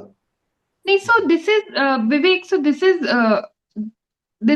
this organizations are doing as optional step, or this is recommendatory in This is GHG? recommendatory guideline, you have to follow either of the model. Once you have followed that, try to maintain the same. If you are No, changing it, disclose it. Why? the triangulation approach, where you're saying कि all three models में देखो बिल्कुल जिसमें check highest. करना चाहिए, एक करना चाहिए। नॉर्मली आप करोगे, आप कर, अभी दिखाऊंगा आपको एग्जांपल जो है, आई थिंक है, ये रहा ना एग्जांपल।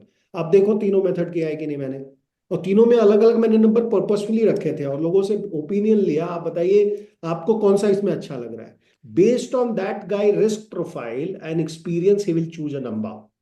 आप, ये आपके साथ नहीं करूंगा क्योंकि अब तो आपको मालूम हो गया, लेकिन ये मैं करता हूँ हर एक सेशन में। And you won't believe, people generally tend to go to middle point, and then I guide them, go to my principle number one, take the higher, next year you have an opportunity to reduce it. Guideline says you calculate by three and take one. It doesn't say which one. You have to select that based on your vision and your look. If I know my company is in that position कि वो अगले साल बढ़ाने वाली है, मुझे लग रहा है, I feel it. I am internal guy, right? I am doing that. I feel कि हमारी बीपी जियो में बढ़ाएगी स्टेक। तुम ऐसे भी मुझे मालूम है कि नेक्स्ट ईयर मुझे डबल काम करना पड़ेगा, और I can't go and put them. अगर मैंने नेक्स्ट ईयर रिपोर्ट किया तो मैं रेट्रोस्पेक्टिव जाऊंगा ना, फिर मैं अपने जाकर बुक भी चेंज करूंगा, बोलूंगा उस ईयर में कि मैंने लास्ट ईयर का नंबर लिया था फाइनेंशियल कंट्रोल से 1500, this year because we have gone to equity share model, I am taking 10,000 for last year, this year we have improve to 8,000। But then you will recast. Why would you change your approach of financial control or operational control or equity share method? So let's say They were if giving the such reason. Gaurang was giving that reason, they gave the reason कि कल मैंने बढ़ा दिया stake. For example, आप ही ले लो, आप American express चला रहे हो, आज आपने डिसाइड कर लिया कि मेरे को डॉइचे बैंक को एक्वायर करना है, हुआ ना, डॉइचे बैंक और इसका एक्विजिशन हुआ है ना, किसका, क्रेडिट स्विस का, right. They have UBS and Credit Suisse. हाँ UBS and Credit Suisse. UBS and Credit Suisse का हुआ है, ठीक है। अब वो जिस दिन हो गया, अब आप कुछ नहीं कर सकते हो ना, ओनरशिप 100% यूबीएस के पास आ गई है। तो रिकास्ट होगा ना।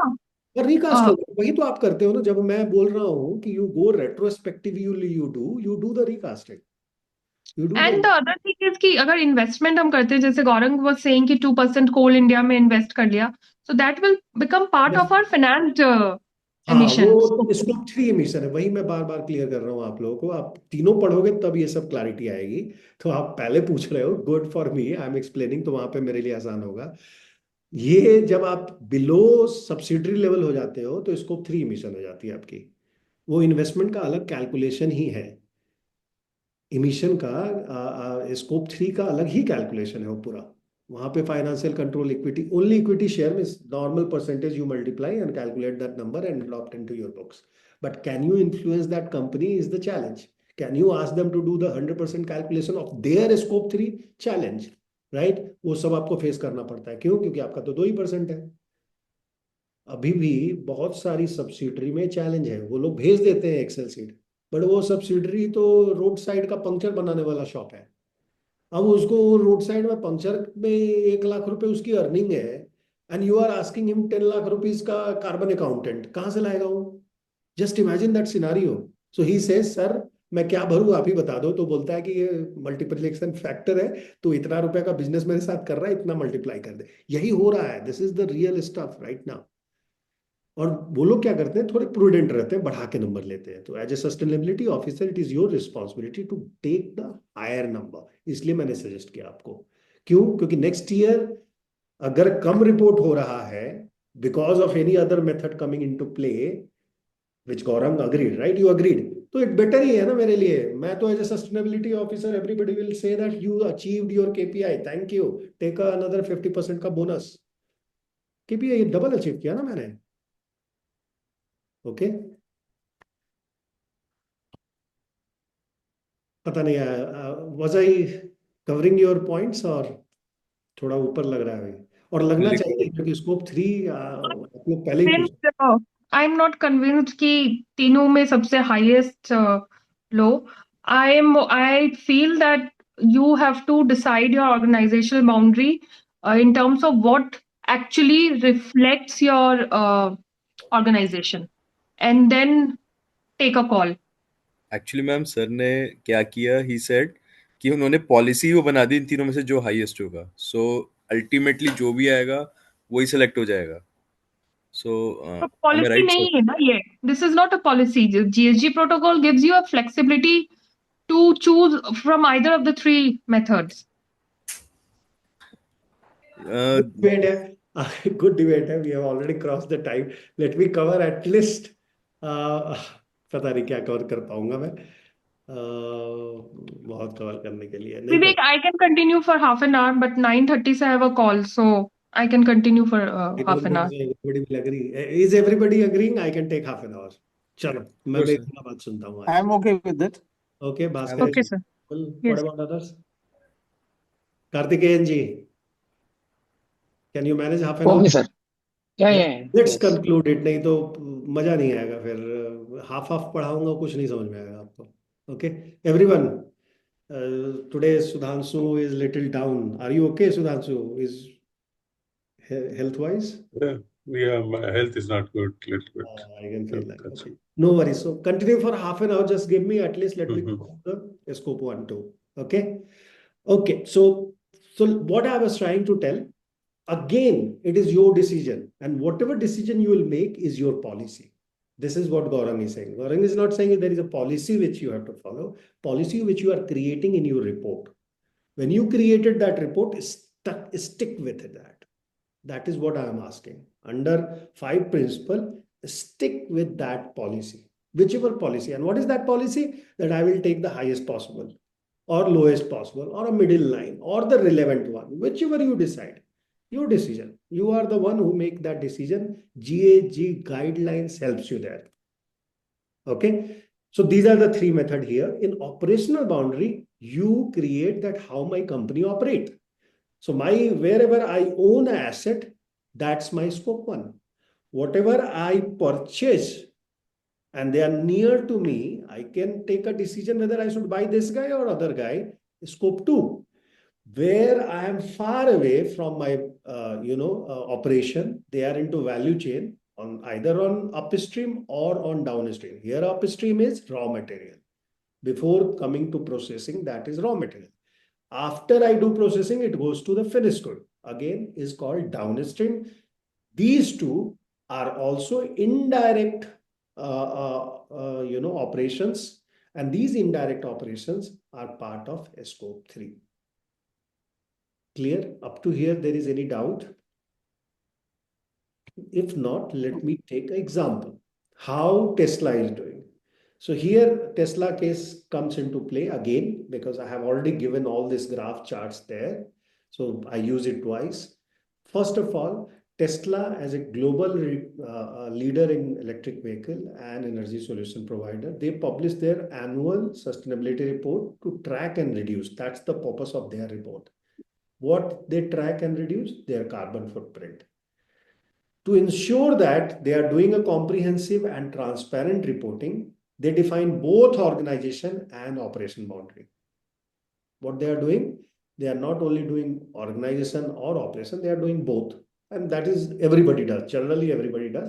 But there also you have a flexibility. Okay. You can say that I have decided scope 1, 2, and 3. I am not deciding. I'm covering all company. Okay. But ideally, you should decide both which all subsidiary, and if you are including everything, write it that according to my organization boundary, all subsidiaries, all company operations are covered here. You have to define exactly how description, table number 1, description of Tesla sites are given. Okay, they have said manufacturing, they have said sales, service, and delivery, SSD, because generally for car industry, you will see they have their delivery center, they have their service centers, all they are covering here. And others as well, like conducting research and development, like GCCs for Tesla is in India, right? Next to, what is that company? Bosch, next to Bosch, right? They have taken an office in Bangalore. So all that research, development, administration, energy product, warehousing, see, they have mentioned warehousing and deployment and other mixed use warehousing as well is part of their sites. Organization boundary Tesla use there's operational control approach where they own or control facility. For example, manufacturing. Scope 2 is indirect emission, which is purchased electricity. Electricity for factories as well is covered there. Indirect emission in their value chain includes raw material. This is a part of table 2, where they have shown how they are covering scope 1, 2, and 3. And the numbers are critical here. Numbers they have only shown basis of scope 1, 2, and 3, because these are the numbers which are critical numbers which flows up in your report. Yeah, report doesn't ask you that which all sites you have done, that you have to disclose when you are setting up the boundaries. Make sense? One example, case study of M&A experts. This is the calculation we have done on the next page. So I'm just telling you, try to understand my company structure so you'll be easy to calculate my numbers. So M&A experts advisory has 3 methods. We use 3 methods. We have an international company which operates in Middle East and USA. Okay, so that is known as M&A Experts International Private Limited. And I have an institute which runs in India, which is known as ESGPro Master Institute. And there is a group company called M&A Experts, registered trademark we have. That is a holding company. So holding company basically has 2 subsidiaries. Now, scope 1 and 2 emission, which is 10,000 metric ton carbon dioxide equivalent, including all the kind of discussion which you have, HVAC in my office, there is AC, there is a light, etc., etc. All that when I calculated, converted, multiply with the emission factor, I got this number 10,000. 10,000 metric tons of carbon dioxide equivalent. Choti company, chota emission. This is not happening in India. This is happening across world. जहां भी मेरे लोग हैं, right, Oman में है, Dubai में है, Detroit में है, वो जो कर रहे हैं उनका ये नंबर. और ESG Mastery Institute is only one office in Bangalore. We are emitting 5,000 metric ton carbon dioxide equivalent, क्योंकि हमारा ऑफिस ज्यादा टाइम तक चलता है, राइट? अब M&A experts holds 100% of ESG Mastery Institute. Why? Because it's run by me. I am the holding company. I am also the training company. So I am holding 100% of this. But M&A Experts Advisory only holds 50% of the share of international operation. वहां पे जो partner है, they take the half of the revenue. यहाँ तक any doubt, specifically Karthikeyan ji, Sudhanshu ji, any doubt on this numbers? One guy is doing 10,000, where I own only 50%, and one guy is doing 5,000, where I own 100%. Up to this, there is any doubt in this case? No doubt. Okay. No, clear. Very good. So, अब control आता है. Full financial control, I have made it little tricky, so bear with me. I am saying international operation का भी जो finance है, वो directly मेरे office में आता है, and then I distribute to them. So, हमारे पास जो account है, PayPal का, वो common है, right? उस पे मैं payment ले लेता हूँ. I take payment on that account. It comes to central office, and then I send them back. So financial control I have. That is why I'm saying I have 100% financial control. But I have no operational control of that Middle East or Detroit operation. Why? Because that partner is operating it.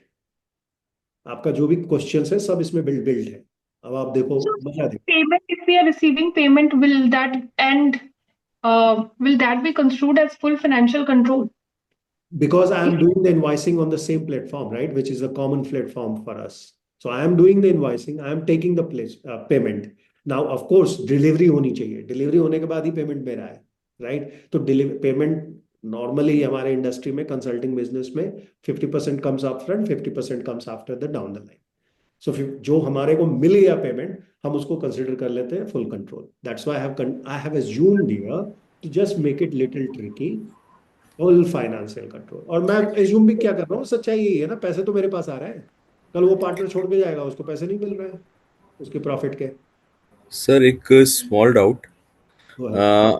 Sir अभी जैसे मैं देख पा रहा हूँ इसके अंदर जो 100% है, 100% तो सर इन एनी केस मेरी बाउंड्री के अंदर आना ही आना है.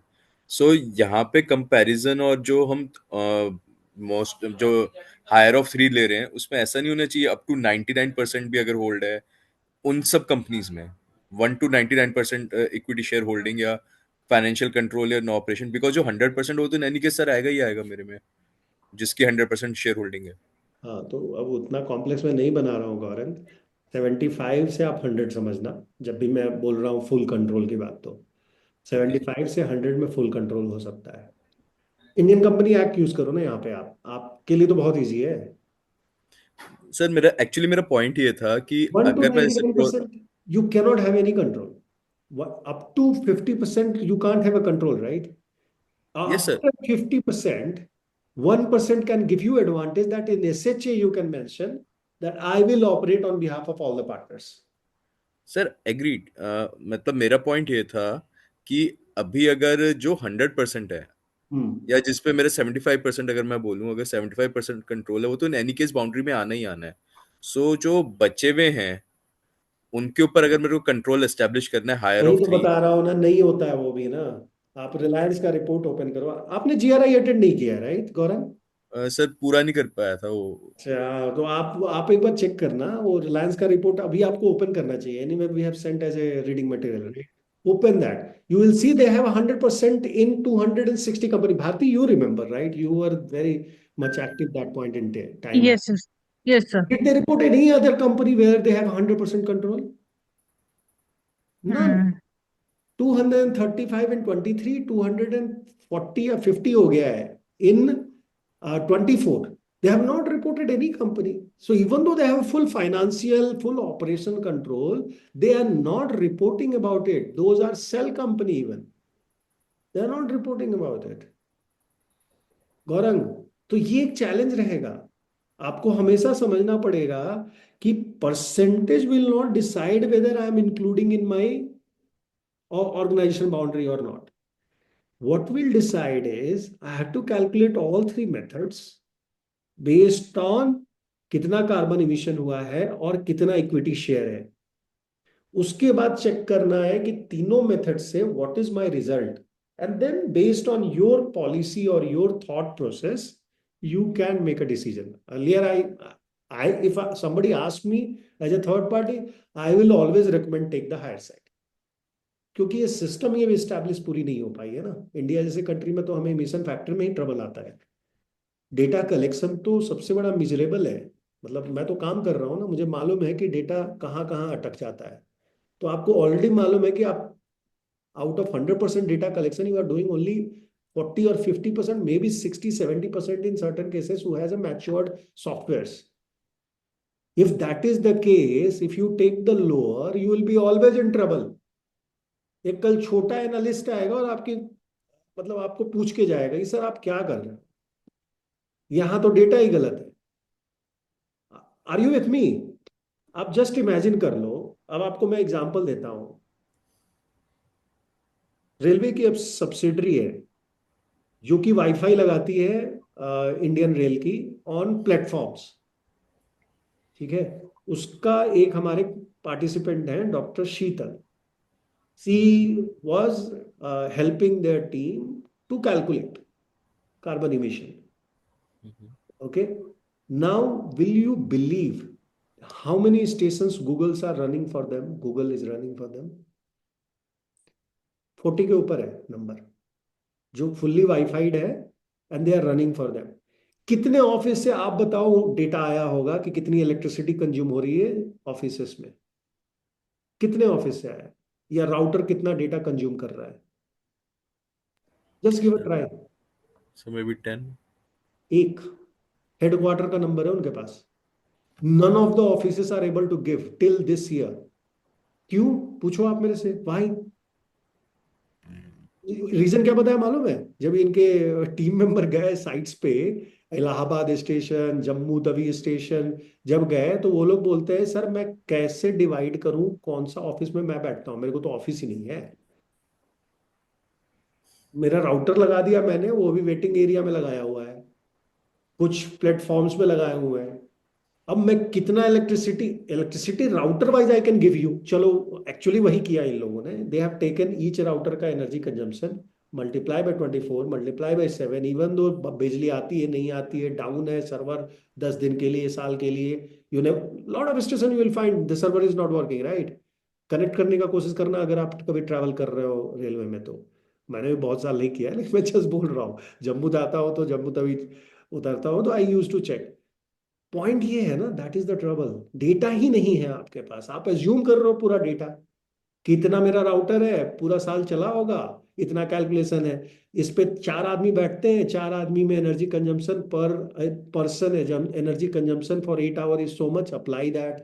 That's how people are calculating currently. और फैक्ट भी है ना, वो आदमी कहाँ बैठ रहा है, कौन सी ऑफिस में बैठ रहा है, वहां लाइट है कि नहीं किसी को नहीं मालूम, एसी है कि नहीं किसी को नहीं मालूम। क्या करोगे आप? कितने स्टेशन पे आपने एसी देखा है और कहाँ पे देखा है वो स्टेशन मास्टर का केबिन छोड़ने के बाद? May be waiting area, right? So how to take that number in? अब ये जो इनका सर्वर है उसको कूलिंग लगता है, कैसे आप सर्वर का कूलिंग का निकालोगे? So these are the critical example, so that I recommend as a professional I am guiding. Decision is of course yours, and next slide I will ask you that question, tell me which one you will take, and everybody will have a different answer. Every batch I got a different answer, but most of the people will agree to middle number. If I would not have told you, you are the first batch where I am telling you before I am asking you the question.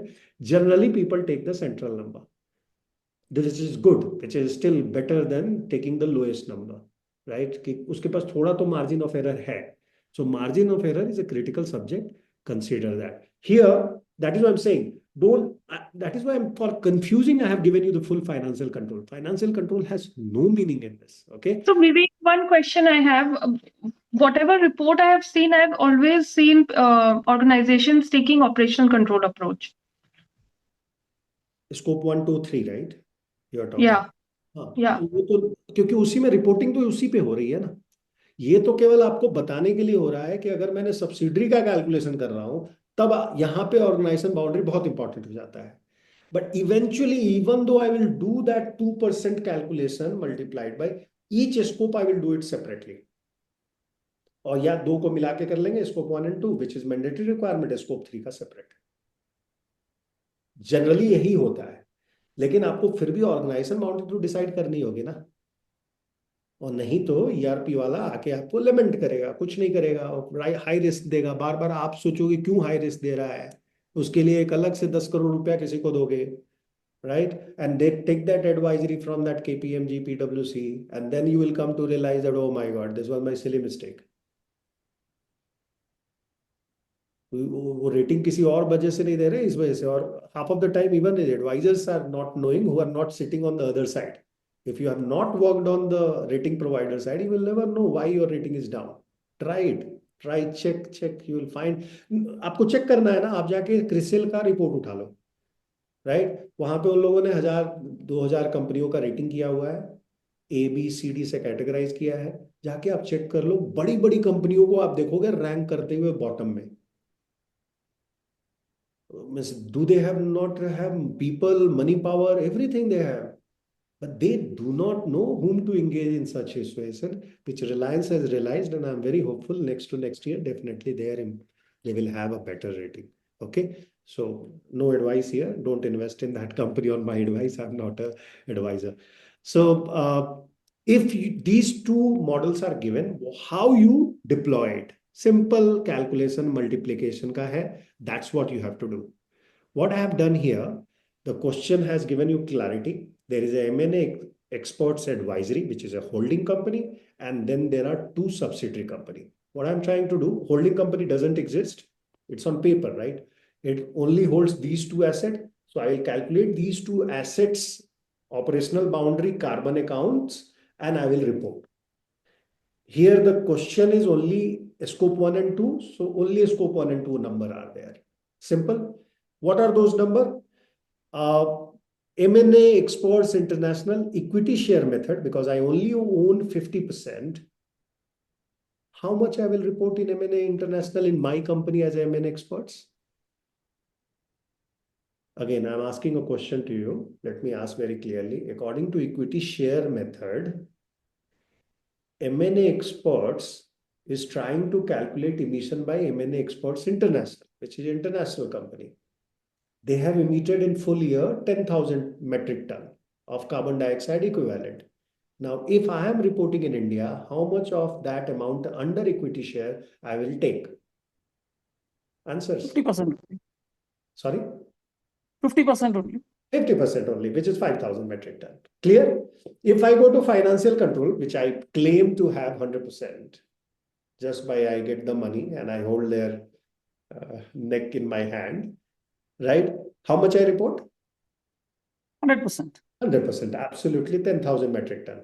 And if I go to operational control, I have literally no control on the Middle East and Detroit operation.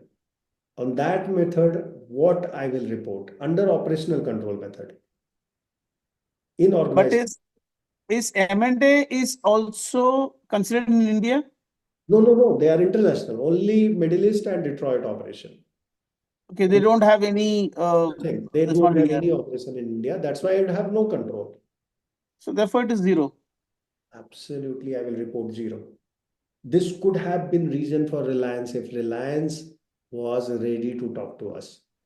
उनका report तब भी मैं सही ठहराता और जाके claim करता rating provider से, and there is always a scope you can go to rating provider and tell them that, boss, because even though I hold 100% of that company, but I have given operation to Anant Ambani, who is not a family member of mine.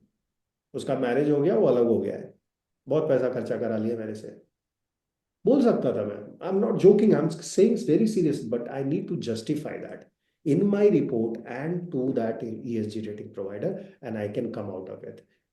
But I mean, practically, so this is theory which we are studying, obviously, but practically, if you see कि 100% financial control होगा, तो operational control एकदम 0% होता नहीं है usually. I agree with you that. Financial से तो I agree, but equity share में तो 100% होता है. फाइनेंशियल कंट्रोल अगर मान लो रिलायंस के पास बिलिंग हो रही है, उसका बैंक अकाउंट यूज हो रहा है, तो ऑपरेशनल कंट्रोल तो आपके पास है ही नहीं ना, कंट्रोल तो उसी के पास है। लेकिन एक्सक्यूशन में in this case which is the real case, execution तो वो लोग कर रहे हैं ना। हाँ, आप बोल सकते हो कि प्रोपोर्शनैलिटी लगा लो तो उनका ही बनता है, वही फाइनेंस कंट्रोल कर रहे होंगे। All that assumption is there. Reality is I am getting in my PayPal account and I am distributing that money on the month end, saying that boss, this much you have earned, this is your portion, I am sharing with you. This is the reality. But yes, in the books of account under IFRS as well as Indian AS system, that is wrong. I agree with you. Okay, theory, ये So theory. my point here is कि usually ना फिर financial control और operational control के बीच में जो अभी 15,000 और 5,000 का difference आपको दिख रहा है वो दिखेगा नहीं। हाँ, तो वही बोल रहा हूँ, इसीलिए तो ट्रायंगुलेशन करना है ना। इसीलिए ऑल तीन से कैलकुलेट करो आप। हो सकता है तीनों एग्जैक्ट नंबर हो, बहुत सारे केसेस में मैंने देखे हैं तीनों एग्जैक्ट नंबर आते हैं, सेम ही आता है। और आप चेक करना, यही मैं बोल रहा हूँ, दिस इज तो इमेजिनरी एग्जाम्पल मैंने दिया क्योंकि मेरे हिसाब से सब कुछ चल रहा है, तो I have given you that example. अब आपकी ड्यूटी ये है कि एप्पल का रिपोर्ट उठाइए कल, okay, morning में, just spend half an hour tomorrow. I will not give you any additional reading material, of course I have to give a scope 3, but उसके अलावा half an hour you spend, just do this triangulation for Apple का report काफी detail में है, please check that. अगर आप उस Reliance का रिपोर्ट भी अवेलेबल है क्या publicly? I will be able to get it ना, the which one ESG report. which one Reliance. Reliance का है ना, I will send you. Reliance का सबके पास है, हमारे को जितने हाँ लोगों प्लीज ने अपडेट क्योंकि I am very intrigued by this Reliance report, so I want to go through that. just go ahead, I will share with you, no worries. Thank you Vivek. So this is the imaginary situation for that. Now, ESG Pro Mastery Institute, there is no discussion here. I own 100%, financially I control, operationally I control. So I will record exactly 5,000 in all three categories. If I do the total, according to Mega, two will be same 10,000. According to me, there is a 5,000 to 15,000. Question goes to you guys, based on your risk appetite, you will select which one is right. Right? Here, somebody is saying you take the highest, somebody is saying you take the lowest. Okay, still let me do the poll. Tell me, who goes for 15,000? Yes, आपको बोलना होगा या लिखना होगा? Then only I will come to know. Yes. I'll go for 15,000.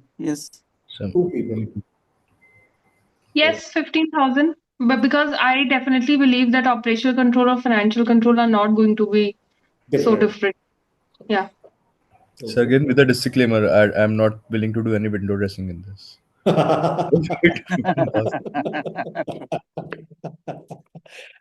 Good. Good. See, chartered account mega, you saw chartered account is speaking. This is how they speak. They will blame you and double you. It's only you are doing it. I am selecting best one possible. Okay. So financial control 15,000, three people. What about you, Karthikeyan and Bharti ji? Which one you will select, equity or I'll operation? take financial control, yes, 15,000. Four people. Karthikeyan ji and Sudhanshu. I know. Yeah, I'll go with the 15,000. Okay, so 5.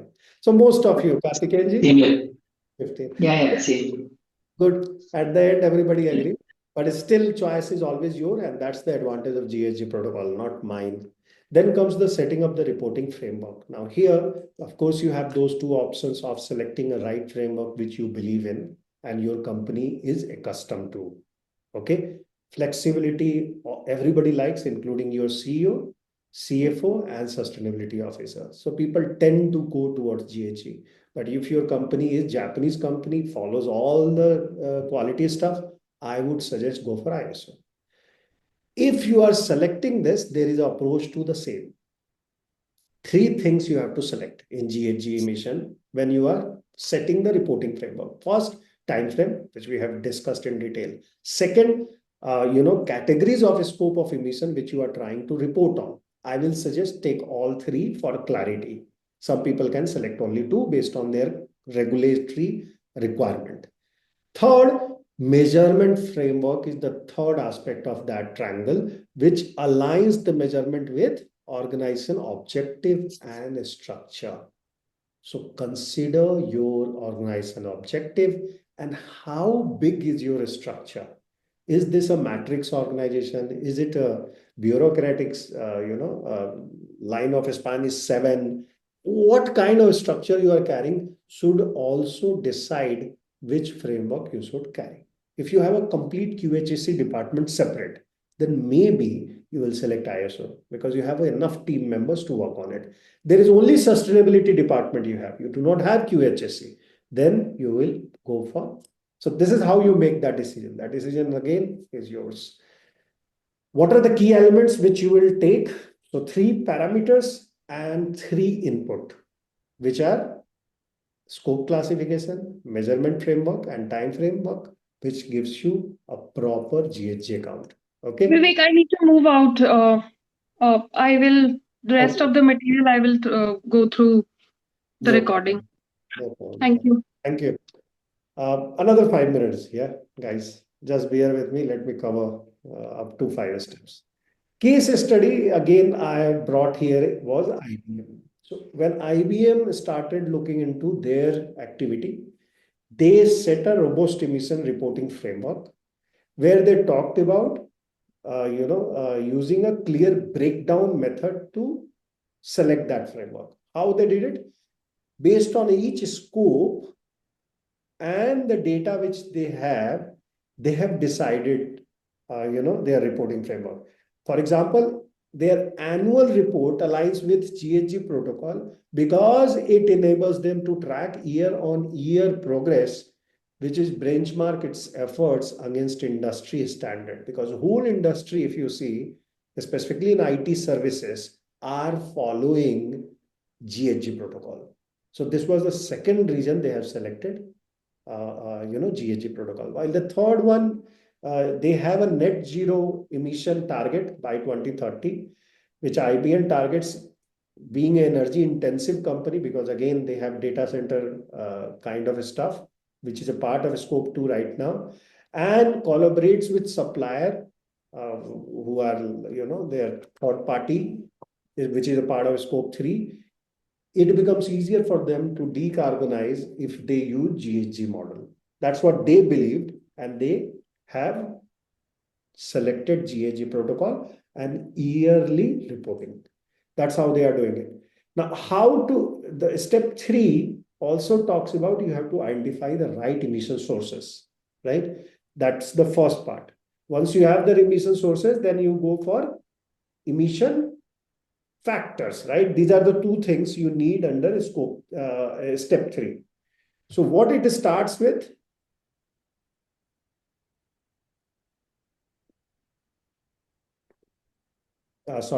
here not the emission factors. Here you will have identifying the emission sources and collecting activity data. I'm sorry. Okay. Like if it is a DG, then it's an emission source, right? Yes. Fourth one If is it is a vehicle, it's an emission source. correct. And the emission factors. Third one is identifying the emission source and collecting the activity data. So you need to know which are the sources which emits the carbon. How you do it is, first of all, why you do it? You do it because it is essential to understand the full carbon footprint of the corporation only when you have done the right identification. So it helps also eventually in targeting those hot spots. Once you have come to know these are the 10 points where carbon is getting emitted, you will also come to know which are your hotspots, and eventually this will help you in mitigating. So you will target those hotspots first. So to accurately measure scope 1 and 2, organization must identify emission sources, which involves analyzing operational activity, understanding the type of that emission. Is it a scope 1 emission, 2 emission, and pinpoint where this emission is originating. Okay. And then again, I have described and given example for the same. Emission source identification, there are 3 ways you can do it. There is, by the way, if anybody will be coming, few of you have already joined, for our LCA sessions. What we do there is we do it by automation method. So we do not only do on Excel sheet, which we are doing today. We go there and use open source software like ESGPro and Gabi. These are the 2 software which are open source. We will use that in order to calculate footprint of the complete process, complete life cycle from end to end, cradle to cradle, we say, or cradle to grave, we say. It's up to the use case and how they dispose my bottles. So that is one method. yeah, corporate accounting software method, I can deploy and calculate emission sources because they give you standardized targets. Bharti, you were asking, right? That do we have some Yes. template? These software, but of course, these software are designed for life cycle assessment. So sometimes people do tend to get confused.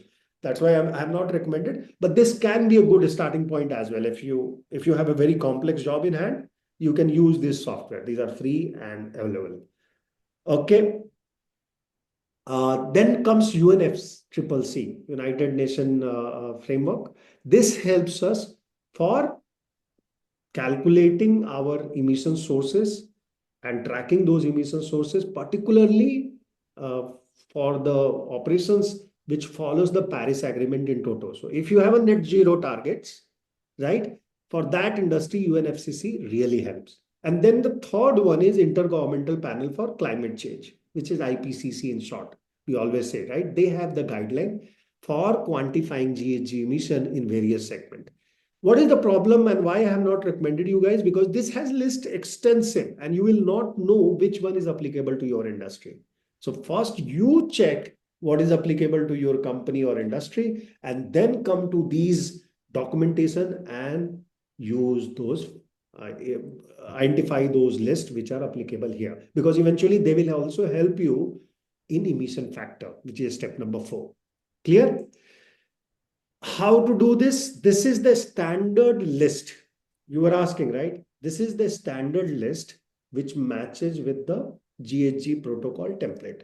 What are these lists?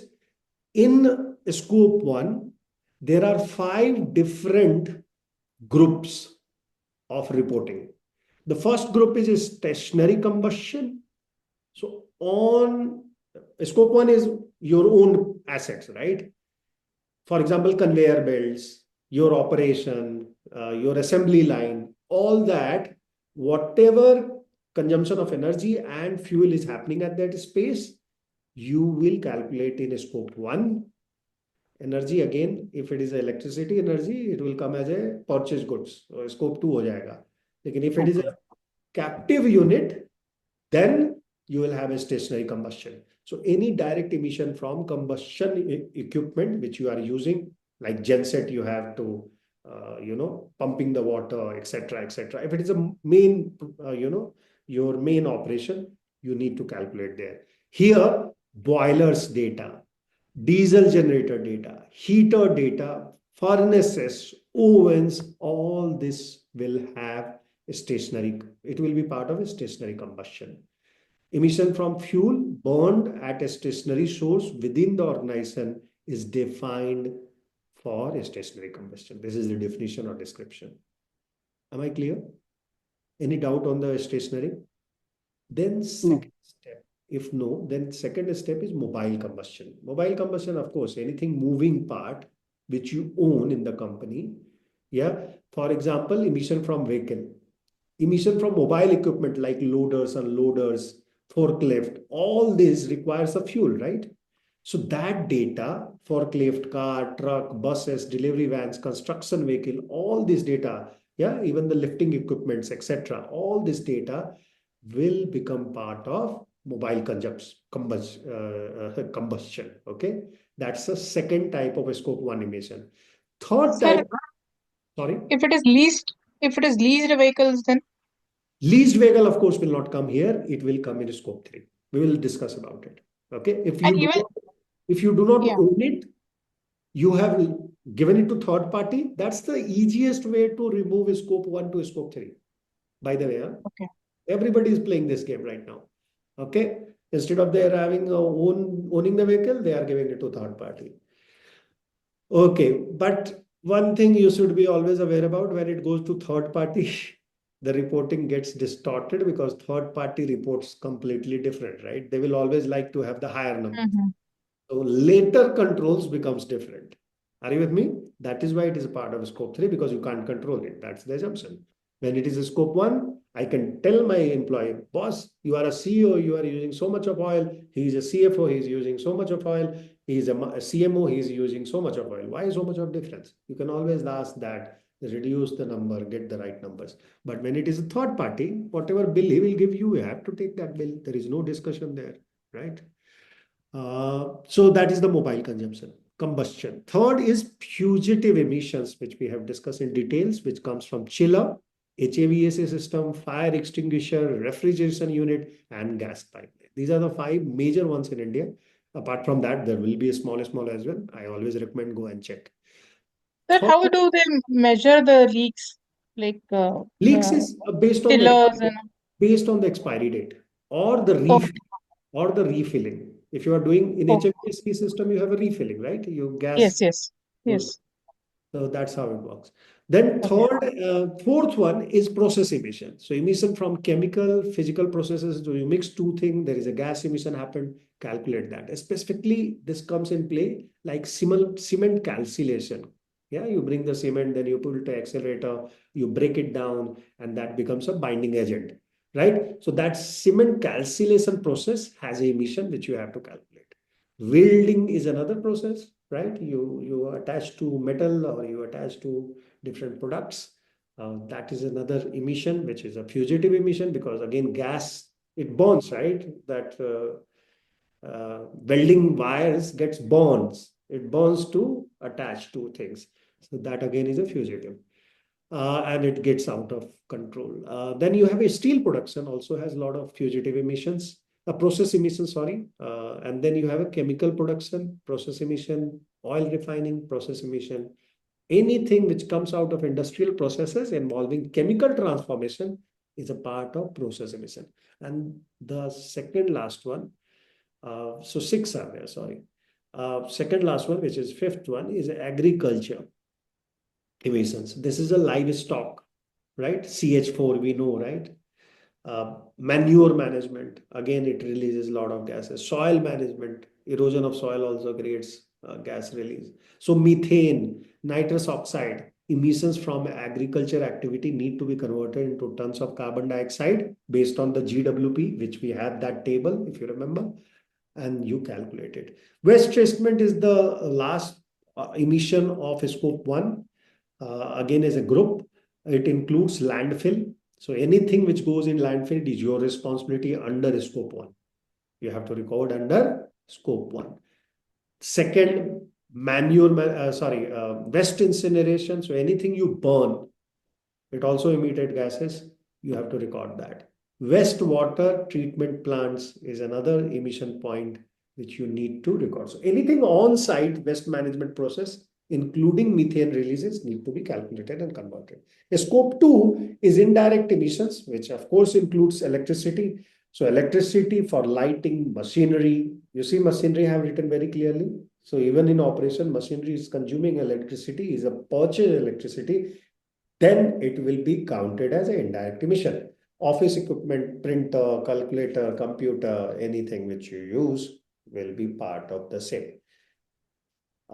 Then indirect emission of heating, mostly it is required in the district cooling, district heating system, outsourced boiler, all these are part there. Then cooling, of course, cooling, everybody knows district cooling, centralized cooling.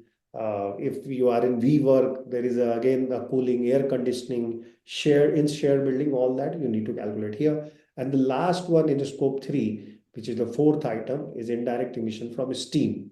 In India, industrial steam is a rare stuff. Generally, people have their own captive unit. But if you are buying it from outside, like Ukraine, China, European countries, then you have to calculate for it under scope 2. So steam heating system, etc., emitting gases will be part of the same. Then comes the collecting this activity data for all these scope 1 emissions. I have listed those. Type of emission is broiler, diesel generator. Source will be, is very important. Take a screenshot of this. I want you to recall it because this will be important for calculation purpose. Please take a screenshot of this. Yeah, this slide is very important because what it does, it gives you the types of emission sources, the list. It also tell you what will you measure there.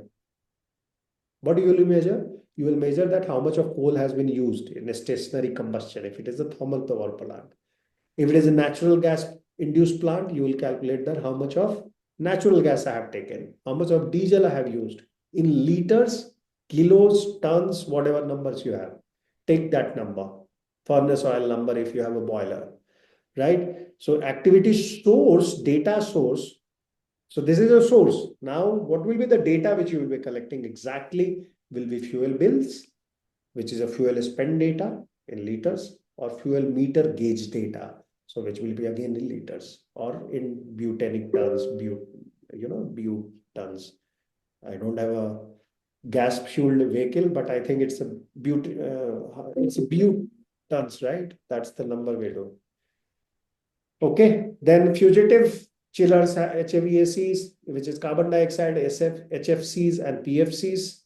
These are the emission sources, which is carbon dioxide, HFC, and PFC. What will you get for fugitive emission? Maintenance bill, refill records, equipment capacity, etc. Mobile combustion, of course, again, fuel bill, fuel spend data, exactly same, or vehicle fuel meters, you can also take that. Process emission is like cement calcination, welding, chemical reactions, etc. Gases could be CO2, CH4, N2O, nitrous, even SOx, you have to calculate that. But SOx, will you calculate SOx? By the way, it's one of the Q's question. Will you calculate SOx? Thermal power plants has a SOx emission, SO2 or SO4, SO6, I don't know. Will you calculate that? Anyone? No. Why? Because it's not a greenhouse gas emission. Clear? Last one, indirect emission, electricity usage, district heating, carbon dioxide and purchased electricity is that source. What you will be measuring? You will be measuring the electricity bill, spend data again, or meter reading. That's so much of unit you have used. This is just a process for waste.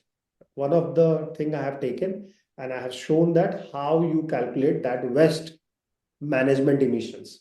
I have already told you landfill लेंगे हम लोग on site incineration लेंगे right activity data का क्या होगा उसमें waste का record अगर आपका वेस्ट बायर है कोई he will come and give you the certificate कि इतना टन मैंने आपका वेस्ट लिया और इसका इतना पोर्शन लैंडफिल में गया इतना पोर्शन मैंने जलाया इतना पोर्शन मैंने रिसाइकिल किया अगर आप वाटर हीटिंग इमिशन फैक्टर में बात कर रहे हो you are talking about that then hot water boilers is the data which you will seek, that is the type, and where from the sources will be natural gas heating oil or the fuel bills or usage logs. If you are agriculture emission calculation you are doing under West, types could be livestock, soil management, etc. Emission sources will be CH4, methane gas from livestock, or N2O from the fertilizer. These are the two data you want to collect.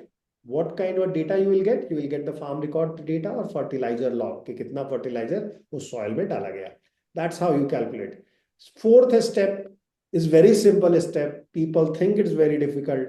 What you need to remember, activity data which you have calculated like fuel bill, etc. multiplied by carbon dioxide, you get emission from that. Simple है. Activity data, fuel spend अगर mobile combustion आप निकाल रहे हो तो उसका mobile combustion का activity data is in form of fuel consumption emission factor of fuel consumption आप जाओगे डिफ्रा में वहां से निकालोगे मल्टीप्लाई करोगे you will get the total tons of carbon dioxide emission simple है if anybody is confused take a screenshot tomorrow again we will revise this right how to decide emission factor and report and verify. Let's take it tomorrow. Otherwise, it will be too much to rush. Okay, I don't want to rush. Let's take it tomorrow. We will cover tomorrow at least first part of scope 3 and last part of today's discussion with a quiz. Thank you very much for coming in. Any question anybody has? Sir, one last question.